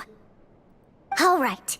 Now that we're officially Rokot comrades, I can tell you. Chuganov is the target of our current operation. Recently, we've done some recon work at the Iskra manufacturing plant, which pretty much confirmed that their energy consumption is way beyond the legal limit. All we need now is some direct evidence to present to the Vetcha, so we can demand that they shut the plant down. That way, the Kresny Crystal can be allocated to where it's needed most. was hoping he might let slip during one of our chats, but he's too tight-lipped. We'll have to find another way. I'm meeting another regular theater-goer tonight. Mitya. Hello, should have mentioned that name earlier. But Valeri's here too, and he's probably looking for Mitya, so he may end up being a no-show. Don't you worry. He must know how to dodge Valeri, or he wouldn't be showing up on time for every performance. Mitya is a renowned energy expert. Although we can't get any direct evidence of the excessive energy consumption at the plant, we can accidentally let the information slip to him. The authorities should take someone like him seriously. So if he starts raising questions about energy use at the Iskra manufacturing plant, there will be a proper investigation. Also, we're not allowed on site, but he has clearance. So all we need is his cooperation. Since he's an energy expert, does that mean he might know the inside story of Project Stuzha? Yeah, so that's the other thing we're trying to figure out. Though I think we're far less likely to make any progress on that front. Still, I hear that Mitya is a bit of a chatterbox. So, who knows? Maybe if we catch him in the right mood, he'll let something slip. What do you think? Sound like something worth your time? Definitely. Love to join you. Okay, in that case, you guys find a seat somewhere nearby. Pretend you're a couple of buddies there to eat, and keep your ears peeled for useful information. He's a huge fan, so I doubt he'll have his guard up around me. But you two need to be convincing. If he suspects anything at all, he might stop talking. Sure. Don't worry. We'll make a believable pair of buddies. I'm sure we can manage a bit of the friendly chit-chat. Perfect! You've sold me already. Now, help me tidy this room up a bit before we head out. Okay. What needs tidying? Everything!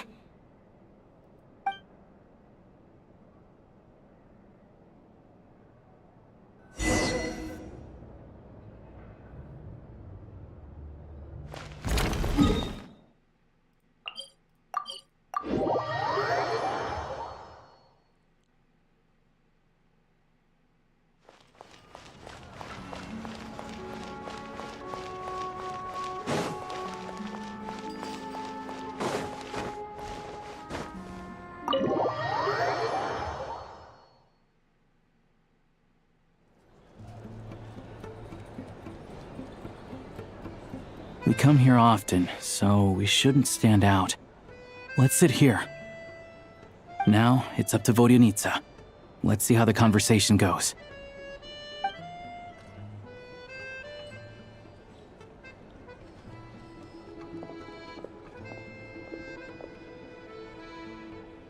Mr. Mitya! Over here! Over here!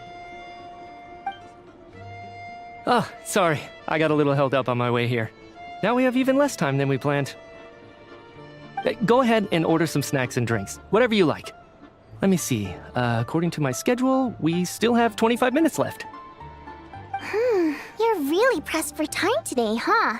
I was imagining this would be a leisurely chat.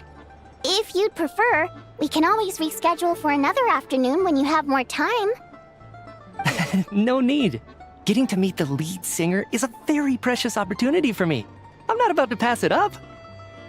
I've already had to decline your invitation several times because our schedules rarely align. If I don't grab this chance while it's here, who knows when the next one will come around? Well, it's very kind of you to make time just for me. Bro got a little moving scarf gadget thingy. I'm not too sure, to be honest. But Snezhnaya's full of weird and wonderful things like that, so people tend not to bat an eye. I'm sure the same will go for the Eye of Grey and Paimon. That'll make getting around easier. The reason I invited you out for tea and a chat today was to get some feedback from a true fan of the theater. Well, I genuinely have nothing bad to say. No matter how many times I hear you sing, it never gets old. It always seems fresh and new somehow. Maybe it's because the more times I listen, the more details I notice. Or maybe you simply improve with every performance, delivering it better each time. Thank you! I'm delighted to hear that! Could you give me any specific examples? Oh, yeah. The piece you sang today, for example. Beneath the Frozen River? Hey, what's with you? I'm just praising a good performance. I always used to find that such a bleak and lonely song. But the more you listen, the more you realize that it's not as cold and nihilistic as it appears. When you really dig down into it, there's a certain level where you're surprised by the emergence of hope. Wow, I'm impressed. I didn't expect you to pick up on that. Actually, I only tried out that angle after talking with a composer. Still, Beneath the Frozen River wasn't on today's program. Oh, really? But it's a classic. You sing it every time. Almost every time. Oh, well then, let me say a few words about that other all-time classic, Flying in the Wind from the Mountain Sparrow. I didn't sing that one today either. My voice wasn't quite up to it, so I switched it out at the last minute. Oh, but, Sorry, Mr. Mitya, but you were at the theater today, yes? Of course I was. Remember? I said hello to all the troupe members before the show started. You, Odette, and the others. So what did Odette sing today? Elegy of the Snow-Winged Goose, of course. Correct. I see. You find my singing boring, don't you? That's why you don't remember a single song. Looks like I'll need to cut a few from the program next time. No, that's not it. I swear. All right. I'll be straight with you. I'm sorry. My mind was wandering as you took the stage today. I enjoy watching your shows because the exquisite performances stimulate the mind. It always sparks some inspiration for my research. So, whenever I get stuck at work, I come to the theater for a change of pace. Odette's dance during the elegy of the Snow-Winged Goose today was simply incredible. It got me wondering what she's been going through recently. That look of sheer defiance in the face of utter tragedy, it was so inspiring. I started scribbling in my notebook right away. Not that I made a ton of progress in the grand scheme of things, but I still think it was productive. By the time I snapped out of it, the entire show had finished. So what you're saying is, you didn't listen to my singing at all? Unfortunately not. I'm sorry, I don't know which is more disrespectful. The fact that I don't always come for the show itself, or the fact that I missed your performance. Seems like things are getting a little awkward. You look nervous. What's up? Mitya just stepped into a conversational minefield. If there's one thing Vodyanitsa doesn't like, it's people who show disrespect for her performance. This meeting was so hard to set up. Don't tell me it's already falling apart. It's fine. I suppose this is affirming in its own way. At least, it shows that our performance really touches people's hearts, right? Don't let it bother you. It certainly doesn't bother me. She's showing a lot of restraint. Well, I'll be sure to let Odette know how much you adored her performance. Please don't say that. I always love your performances too. It's just that inspiration struck at the wrong time today. I'm usually all ears. I know, I can tell. That's why I value your opinion. I'm sure some people can't stand it when others praise their coworkers right to their face, but not me. No, sir. Fair enough. I still feel kind of bad, though. But you know what I really can't stand? People who only show up to the theater to pretend that they're cultured. Makes me sick to my stomach. Oh, yeah, 100%. There are too many of those people around. By the time they're walking out the door, they've forgotten all about the show. What's wrong? You look furious. I don't know if you've heard about the boss of the Iskra manufacturing plant. He isn't even a theater investor, but he always demands the same privileges as actual investors. Box tickets only, premium drinks, even the right to request specific songs. Well played, Vodyanitsa. Seems like she's harnessing her rage to steer the conversation back on track. Now that you mention it, I've interacted with that guy before. I gotta say, everyone holds him up as an example of a benevolent businessman, but I don't know. I don't see it. Yeah, he couldn't care less about what's happening on stage. He's just there to flaunt his social status. I hate that I have to prepare programs for guys like that. What's the big deal with that factory he runs anyway? I asked around a bit and heard some pretty shocking stories. Sounds like he's just another greedy capitalist. Oh, really? Yep, the things people are saying are pretty damning. Low wages, insanely long working hours, equipment running around the clock. And as if that's not bad enough, he also strictly forbids his employees from giving any kind of interview. Project Stuja has now been extended so many times, we're at the point where crystal rations for the common folk are barely enough to survive on. Yet he even wants to get his greedy hands on them just to boost his own profits. If the rumors are true, he's in serious violation of the law. Interesting. So you've heard about it too. What? So it's really true? Who knows? I've only heard the same rumors you have. But there's no smoke without fire. The Rooster's been coming down on us hard lately, demanding that we track and trace every single batch of Crystal. My coworkers in the Department of Energy have been tearing their hair out over it. The Rooster? I didn't realize he cared that much. Yeah.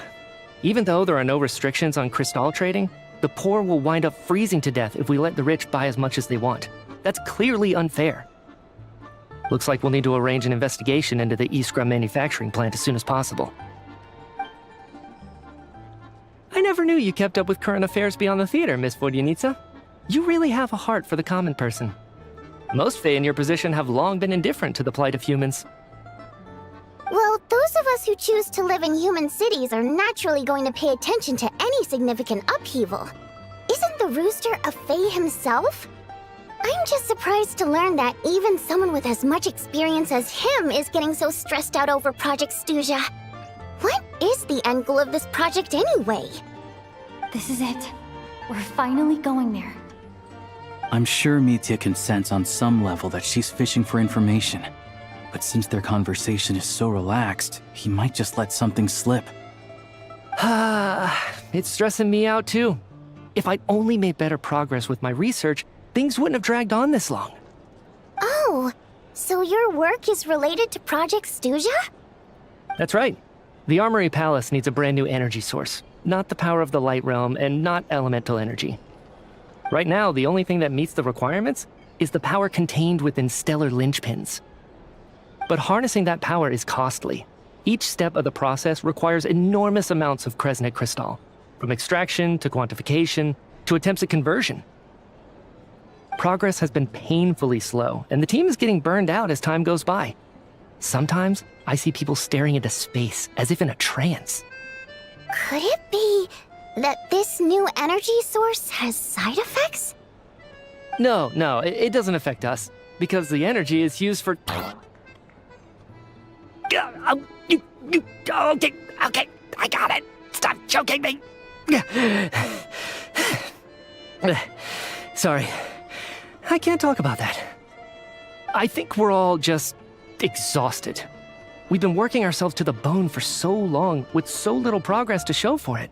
It's no wonder people are struggling to stay motivated. Seems like I owe you an apology. I shouldn't have gotten so mad at you for not paying attention during the show. Don't worry about it. I count myself lucky, to be honest. I don't envy the people who work closely with the Tsaritsa herself. I'd much rather be in my current position. At least I don't have to shoulder any major responsibilities. So they're trying to develop a completely new kind of energy. Shame we didn't get to hear more. Yeah, censored by a scarf. Who would have thought?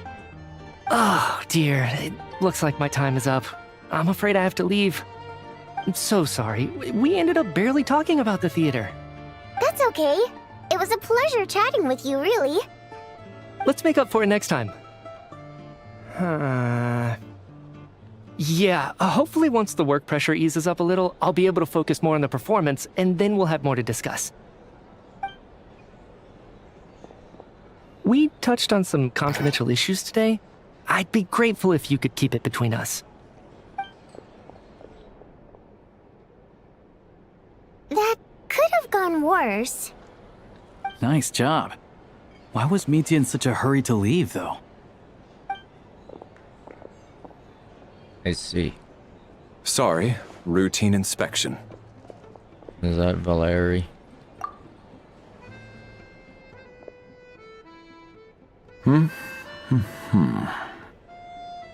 Okay, let's go.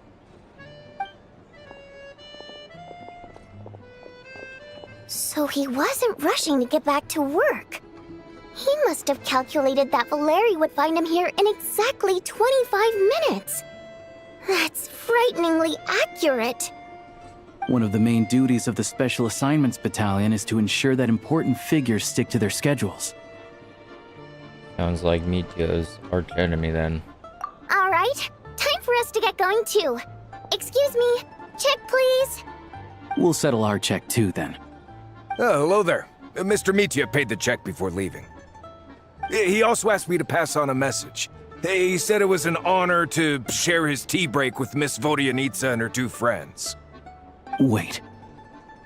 So he knew we were here all along? This raises a lot of questions. Did he deliberately mention the new energy source so that we'd overhear it?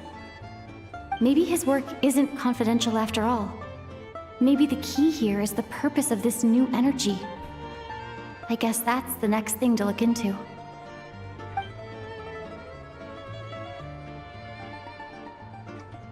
Vodyanitsa and Alosha have both left.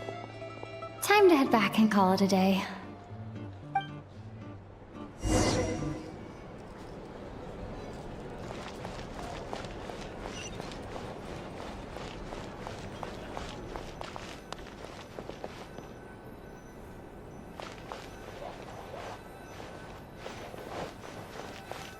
Hello, Paimon. You're back! Here pretty early today. How you feeling? Paimon was just gonna mention that. After she woke up today, Paimon felt like her temperature was completely back to normal. But her strength still hasn't returned. Still, there's some good news. Paimon thinks she might have figured out the source of the problem. It's like there's some kind of mysterious power affecting Paimon. Paimon's never felt this way before during any of her travels. She only started feeling this way since we arrived in Snezhnaya. Some mysterious power, you say? That's right. The Armory Palace needs a brand new energy source. Could that have something to do with this? What is it? You're making that face again. You know, the one you get whenever you have a light bulb moment? You know me too well. Let me tell you what I found out today.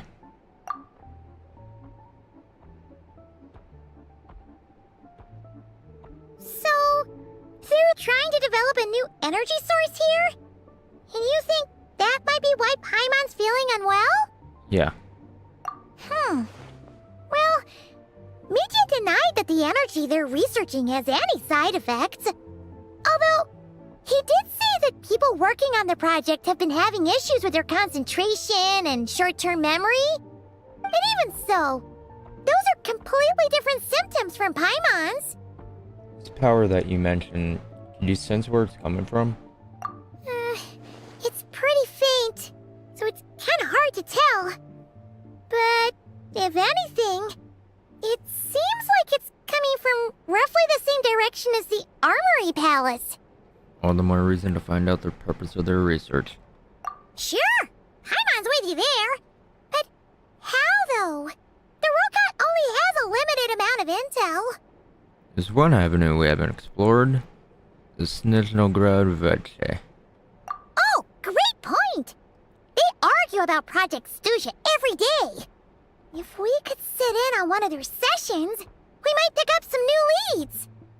Alright, let me note Losha. Good idea!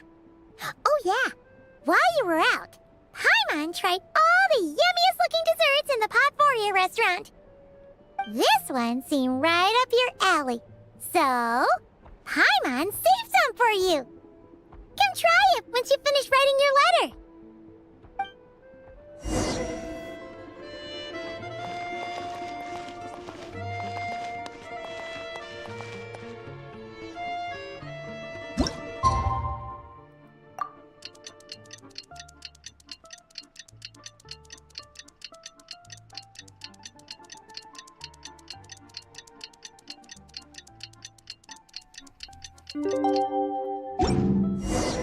Alosha replied, he says that we won't be able to speak at the Vetcha, but he can arrange for us to attend as visitors.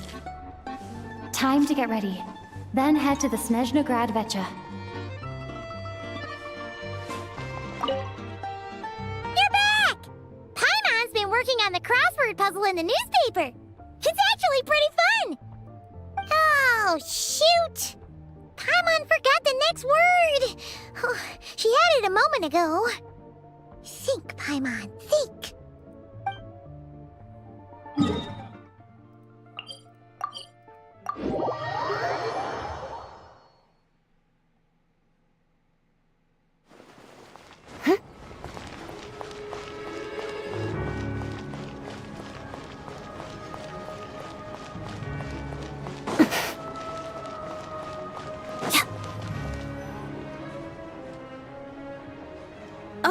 Miss Vodyanitsa, prima donna of the Korolievsky troupe.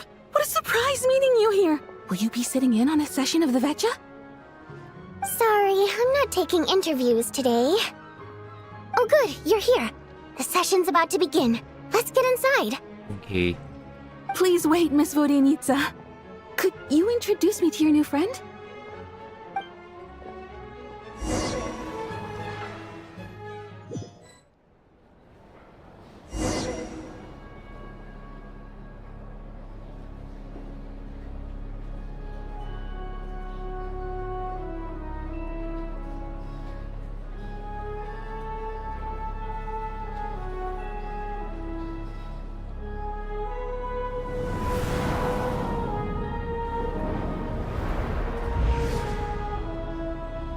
In summary, the energy management commitments made for the outgoing period have been delivered upon.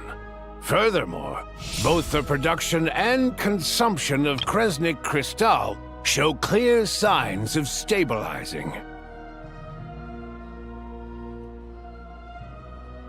Bro's stronger than Snezhnaya?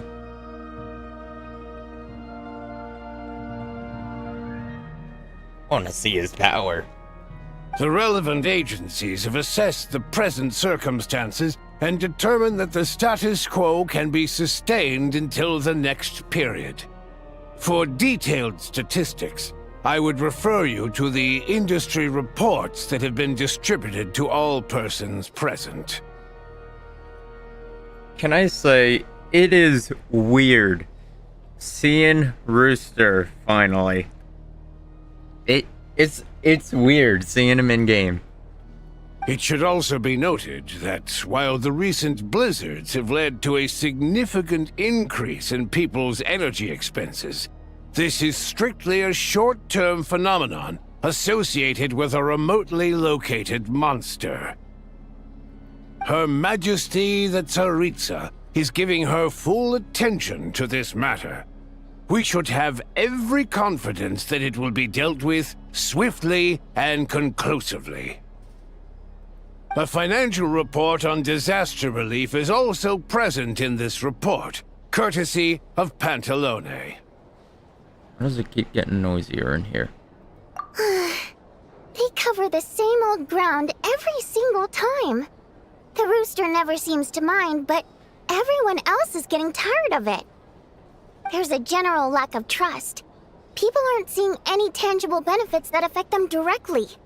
Of course, none of that will be reflected in any of the reports on the table. Yeah, if it weren't for these hard copy documents, I could have at least made something up. I didn't mean to ask. Why are you still here? And why are you acting so chummy? Oh, don't mind me.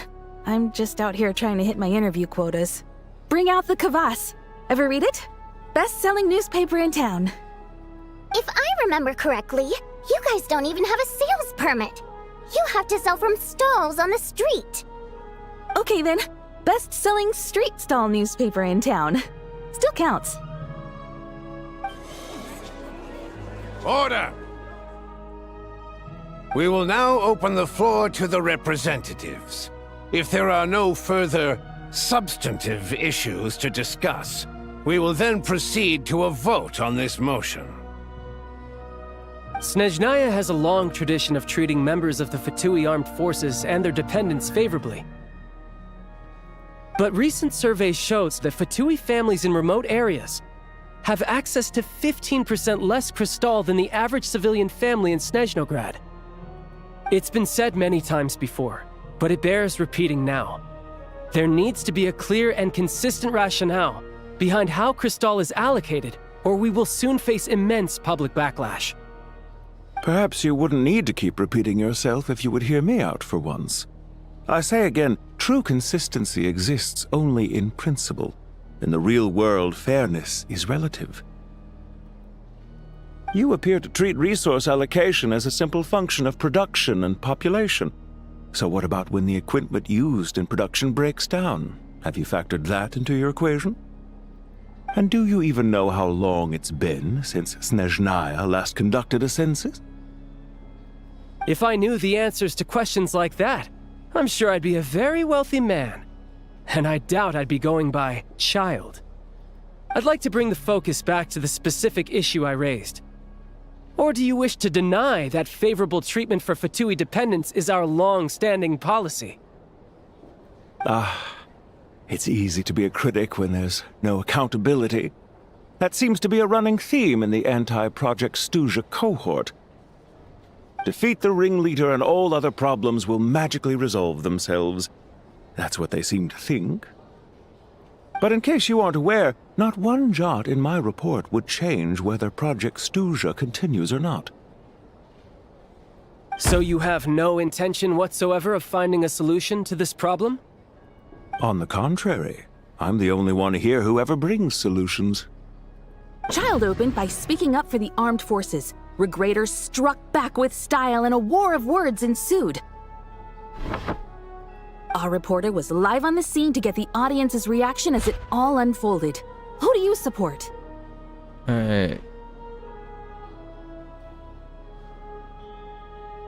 don't know. The people have spoken! Child received raucous applause from the crowd as he pushed Regrader onto his back foot with a relentless barrage of questions.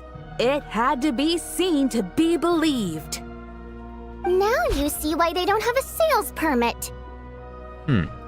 However this reporter wants to spin things, I haven't forgotten that Tartaglia was representing the Northland Bank when we first met in Liyue. So, surely their relationship can't always have been this strained.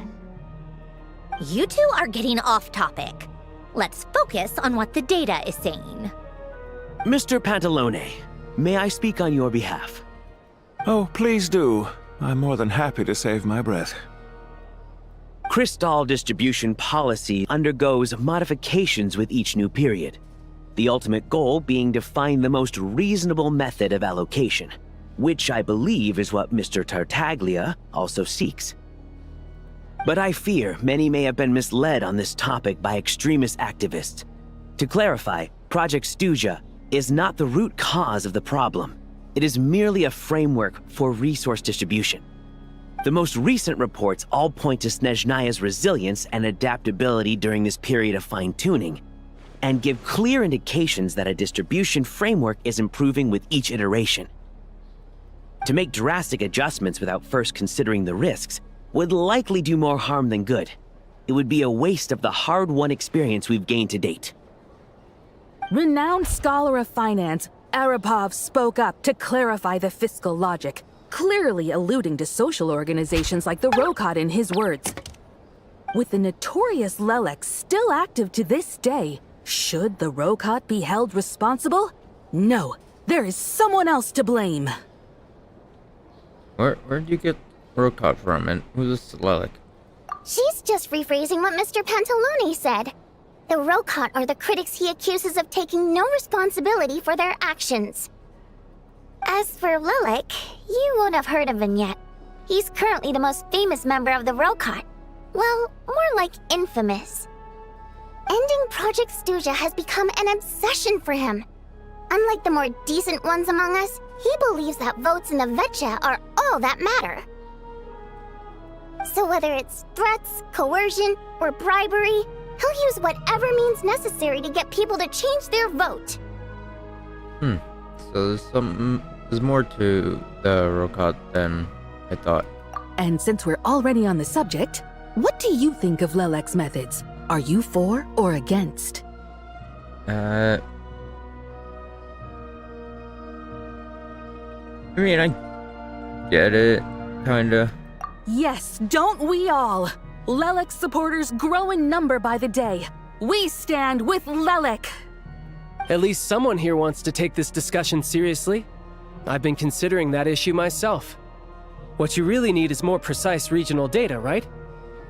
I think it would be easiest to let the Fatui handle it, since they're already in charge of Crystal shipments anyway. We may as well get them to collect some data while they're at it. Whatever you need, you can ask the Fatui to look into it for you. In terms of supervision, I think the Druzhna would be a good fit. I had hoped to discuss this with Miss Vesna, but sadly, she's not present. I will be happy to take a note of your suggestions and present them to Commander Vesna for a decision upon her return. The Commander has always taken a keen interest in Project Stuja. However, given the Druzhna's demanding workload, I'm afraid it may prove difficult for them to provide any practical support. Let us refrain from jumping to conclusions until a concrete and actionable plan is in place. My apologies, Lord Rooster. There are numerous issues to address here, including manpower, time sensitivity, and reporting lines. Nevertheless, I support drafting a proposal. Follow the usual procedure, and it can be raised as a new motion for all parties to evaluate at the appropriate time. In that case, I'd like to share one thought before the proposal is drafted. The issue of time sensitivity was raised just now, which I presume relates to the official reports. In fact, the Energy Commission already collects regular statistics on each urban center and its surrounding area. Would these be of any use? That's a good idea. I read every issue of Svietlo Laidovka's report, and although my focus is mostly on the section about equipment operation, the energy consumption statistics also yield a lot of insights. Be that as it may, does no one see an issue with using local data to determine Crystal quotas? In the long term, it seems like a very risky solution. Not if they are used purely for reference. So long as we have the report from the Northland Bank's headquarters to corroborate it, no one will be able to fool me. Very well then. It appears that this arrangement is acceptable to all parties. Yeah, sounds good to me. The members reached a provisional consensus on the issue of improving treatment for Fatui soldiers.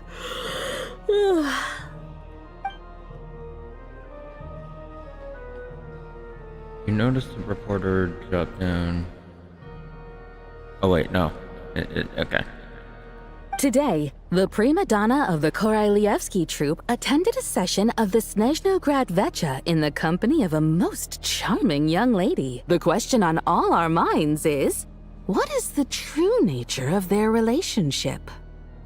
Write anything like that again, and I'm revoking your permission to interview the troupe. Got it? The remaining discussion covers everything from energy to healthcare, technology, and industry. All parties take the opportunity to express their stance on Project Stuja. You ignore Miranova, as she carries on writing her sensationalist report. But after a while, you start to feel like that reading the news from her might actually be more interesting than being here in person. Now then, if there are no further contributions from those present, we shall proceed to the final vote. Hey, check it out! Is that Chuganov? What made him vote against? Why now?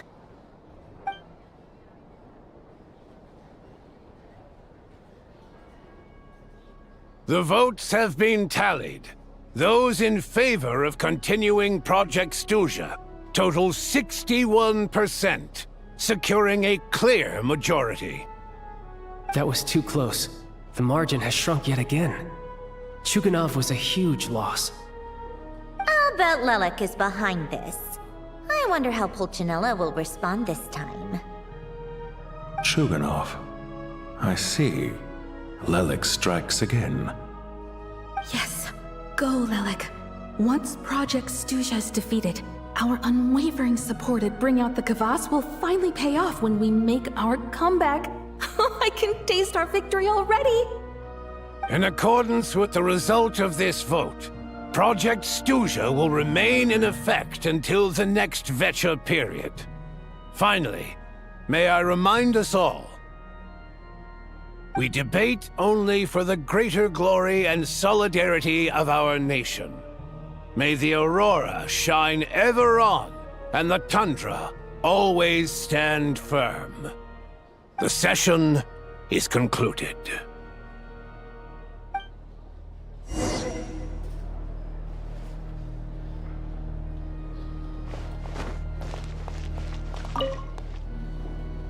I have to say, I really wasn't expecting Chuganov to vote against Project Stuzha.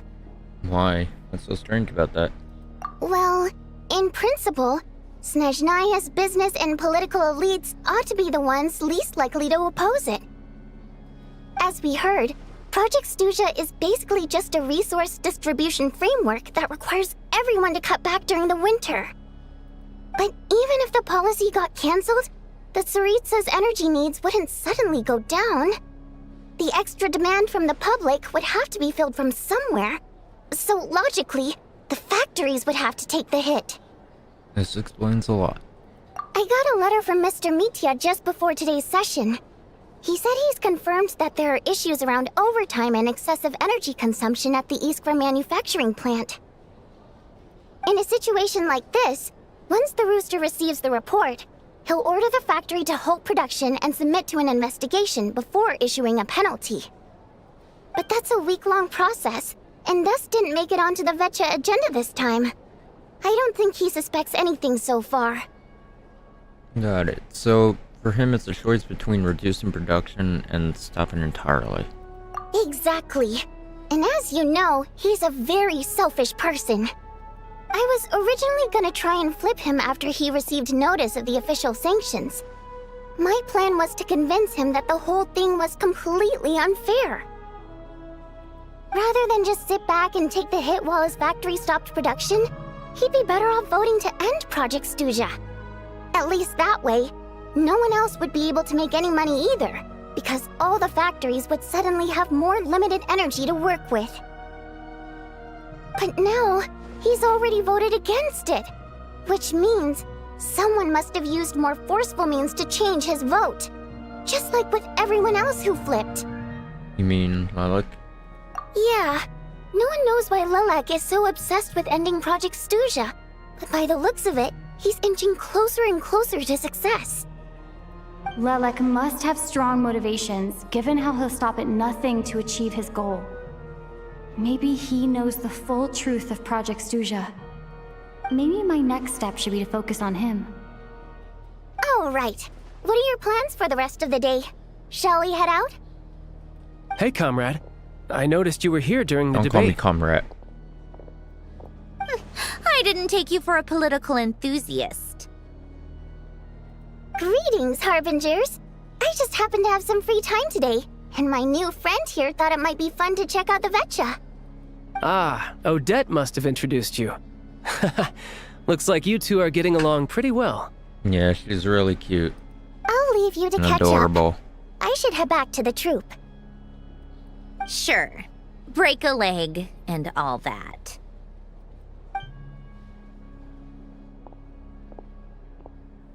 Thought it might be fun to check out the Vetcha, did you?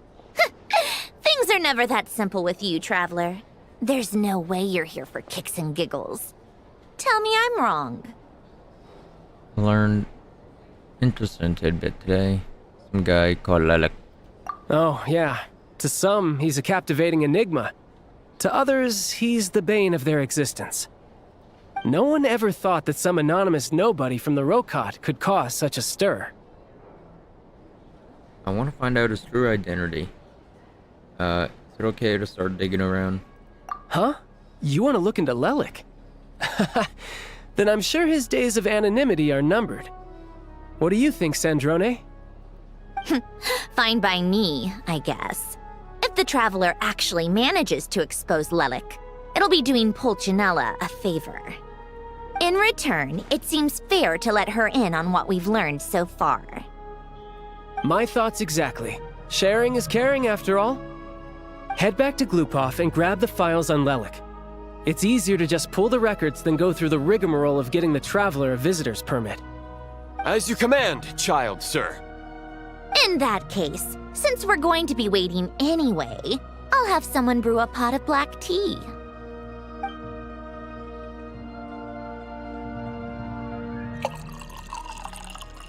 One common thread among the many incidents Lelek has been involved in is that the victims are all too scared to share any real information about him. Clearly, he must have threatened them in some way. His modus operandi is to silently infiltrate the scene and leave a threatening letter behind. But neither the letters nor the crime scenes ever yield any clues to his identity. So all these files have to offer are short statements by the people affected. They don't give us a lot to go on. If nothing else, it shows we're dealing with a trained professional who's versed in counter surveillance. Yes, and to that point, he often strikes in highly secure locations.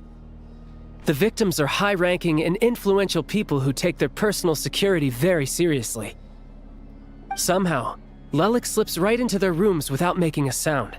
There's never any eyewitnesses, nor the slightest trace of a break-in. If he can get in and out undetected, it means he can strike without warning. Not that that's ever happened so far, but the thought is enough to scare these people sleepless. It's hard to believe that a human being could pull this off flawlessly every time, so they switched the focus of the investigation to Faye. Unfortunately, no one's found anything yet. Are you saying even you couldn't pull it off? Careful. Don't underestimate me. Although, truth be told, I'd probably find it hard not to blow my cover. Direct confrontation is more my style. We haven't ruled out the possibility of Lelek being human. It's just, there can only be a handful of people in all of Teyvat who'd fit the profile. Faye, on the other hand, plenty would have the ability, but few would have the motive. So it's someone as strong as Tartaglia, but and even more meticulous. No, not as strong as me. You'll never find the culprit with criteria like that.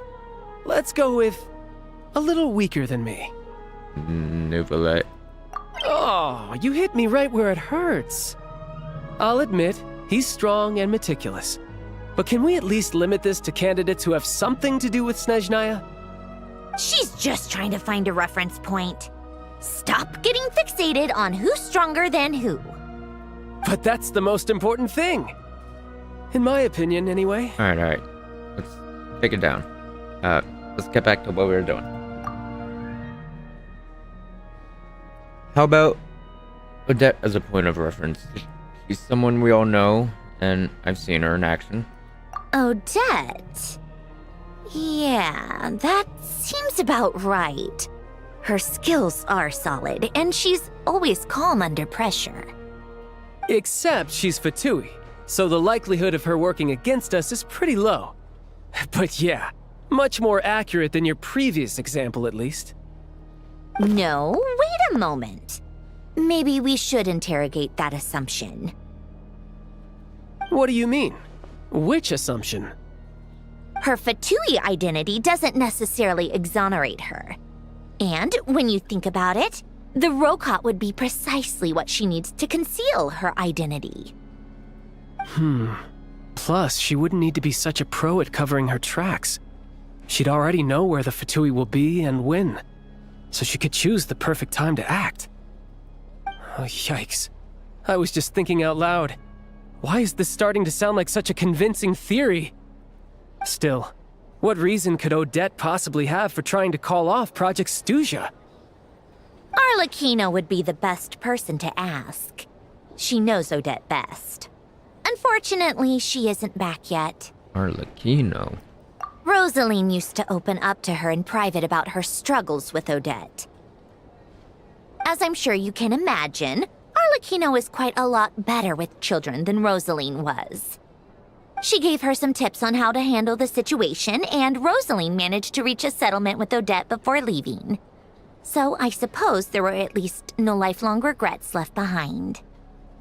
Beyond that, I don't know the details about that side of things. But I do know that Odette definitely has a motive to hold a grudge against Project Stuzha. The reason being, her father passed away during the early stages of the project. That was back before it had been named Project Stuzha, when things were still being worked out. But in essence, it's remained the same ever since. Huh, the more you know. Rosaline was always so self-centered. I never understood why she started paying so much attention to Odette. Oh, even you didn't know about it. Is that such a surprise? If you cast your mind back, you may remember that Rosaline and I weren't exactly close. We had tea together a few times, but that was about it. Odette's past is no secret. Her father was a Fatus and her mother was a very famous ballerina. On the surface, it looks like she followed right in her parents' footsteps. But the truth is quite a different story.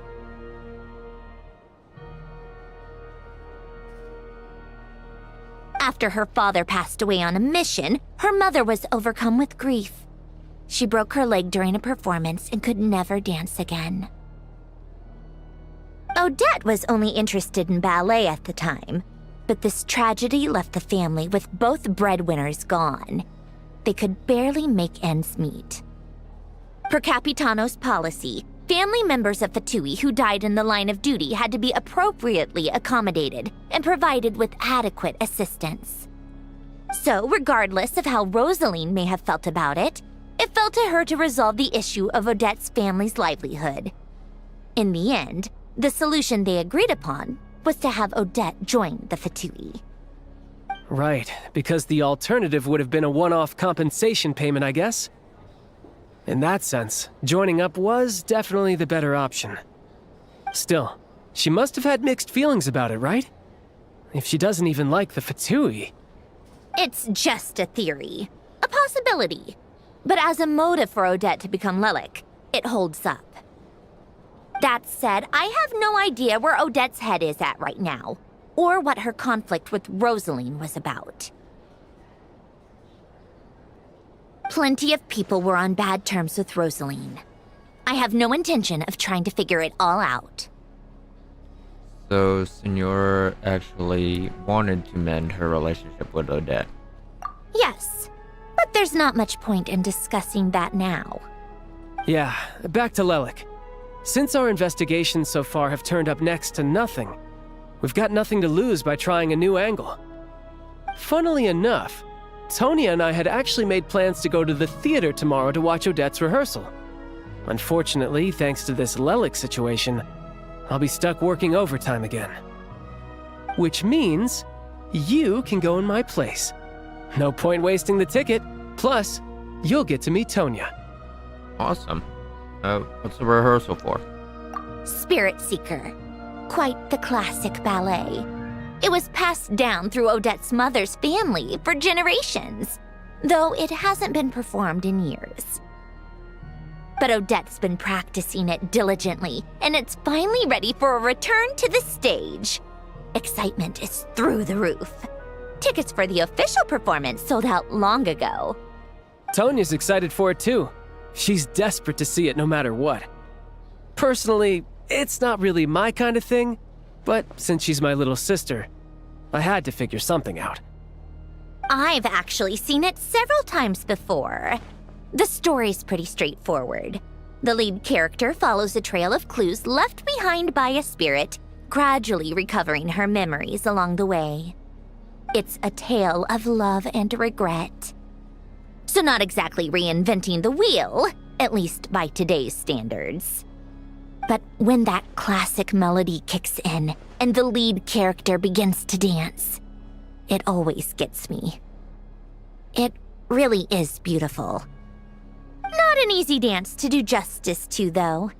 I know it's always been Odette's dream to perform this piece, but I'm not sure she's really ready. In that case, I think that even if she is Lelik, we should wait until her performance is over before we respond. I'll let you take it from here, comrade.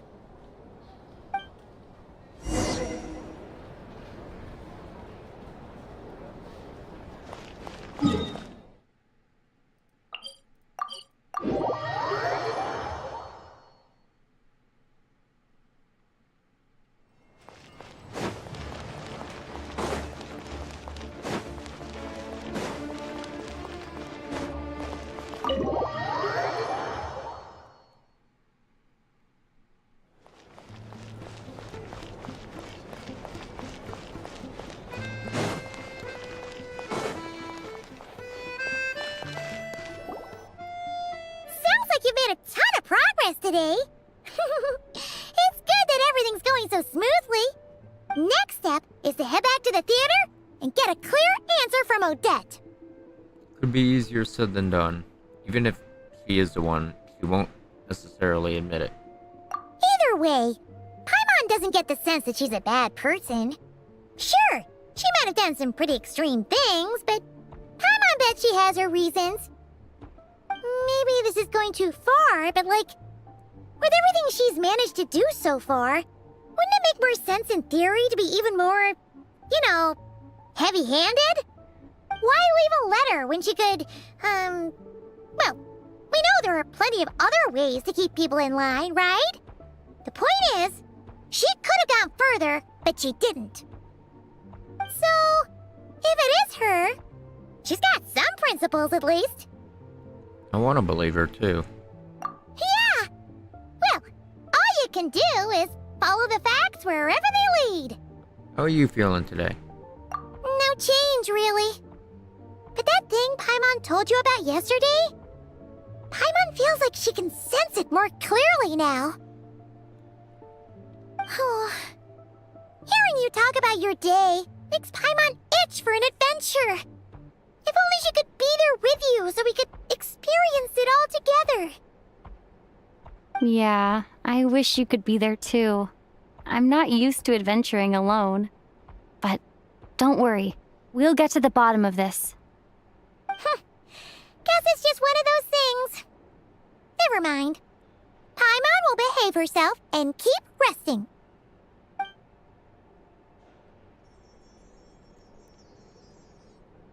If Odette is Lelek, she may well have inside information on Project Stuja. Her father was involved with the project's early implementation and tragically died in the process. Now, she's dedicated herself to bringing it to an end. It's hard to imagine she could have gotten this far without knowing anything at all about the Tsaritsa's true intentions. When she spoke to us as a member of the Fatui, how much did she let on? And how much was she hiding? Only time will tell. Maybe tomorrow everything will be answered. Hey look! It's snowing! Could be a tough day ahead. Make sure you wrap up warm tomorrow.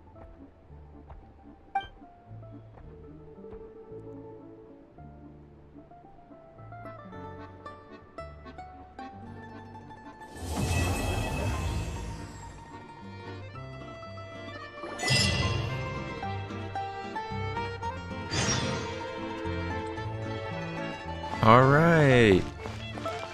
That was the first act. What's it called?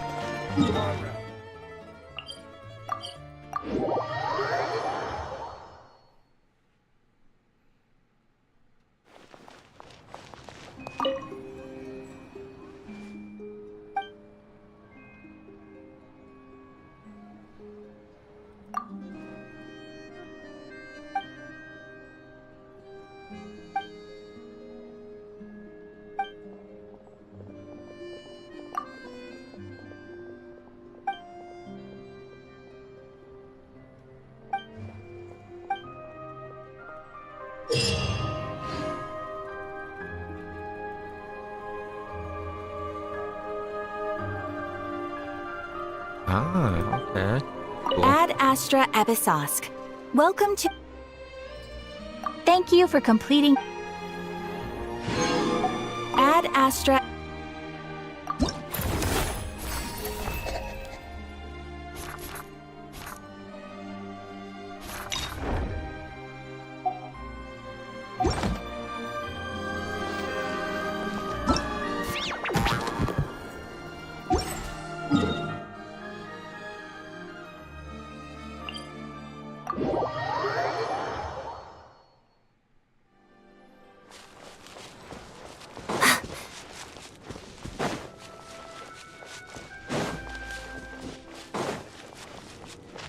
The snow in Snezhnaya is always bitterly cold, and it never seems to end.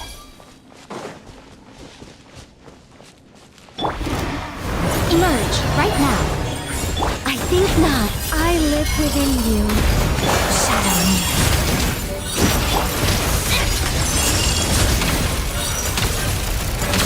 Come on, keep up.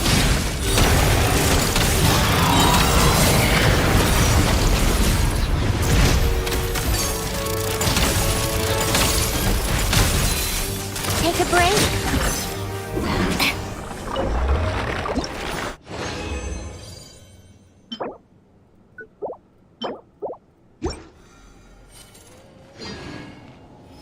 Come on out. Right here. Be gone. Our little secret. Together, walk with the snowflakes. Pirouette. Come on, keep up. Take a break.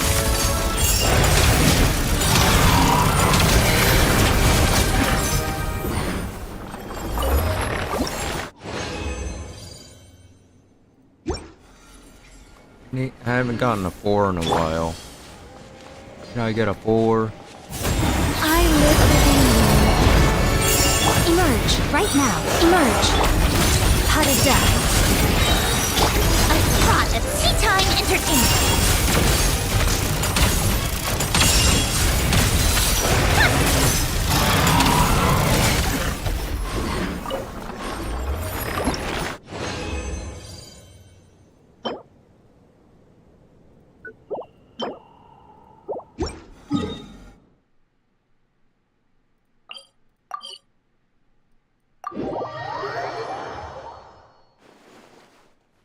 Alright, I'm gonna end the stream now.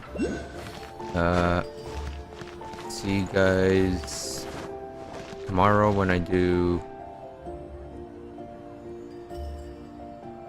Act 2. And see you guys then. Bye bye.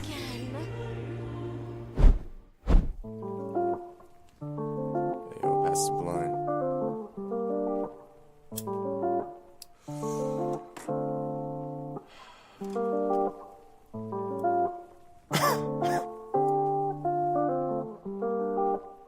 Yo. 4:20 in the morning, about to roll a blunt. Smoking with my homies and we ain't never stunt. Feeling like I'm drowning and there ain't no sounding. I'm feeling surrounded and there ain't no stopping. I just close your jaw dropping, now I be hopping. Going left and right with you all night. And that ain't no lie, no matter what's in life. Swear you about to be my wife, you don't save my life.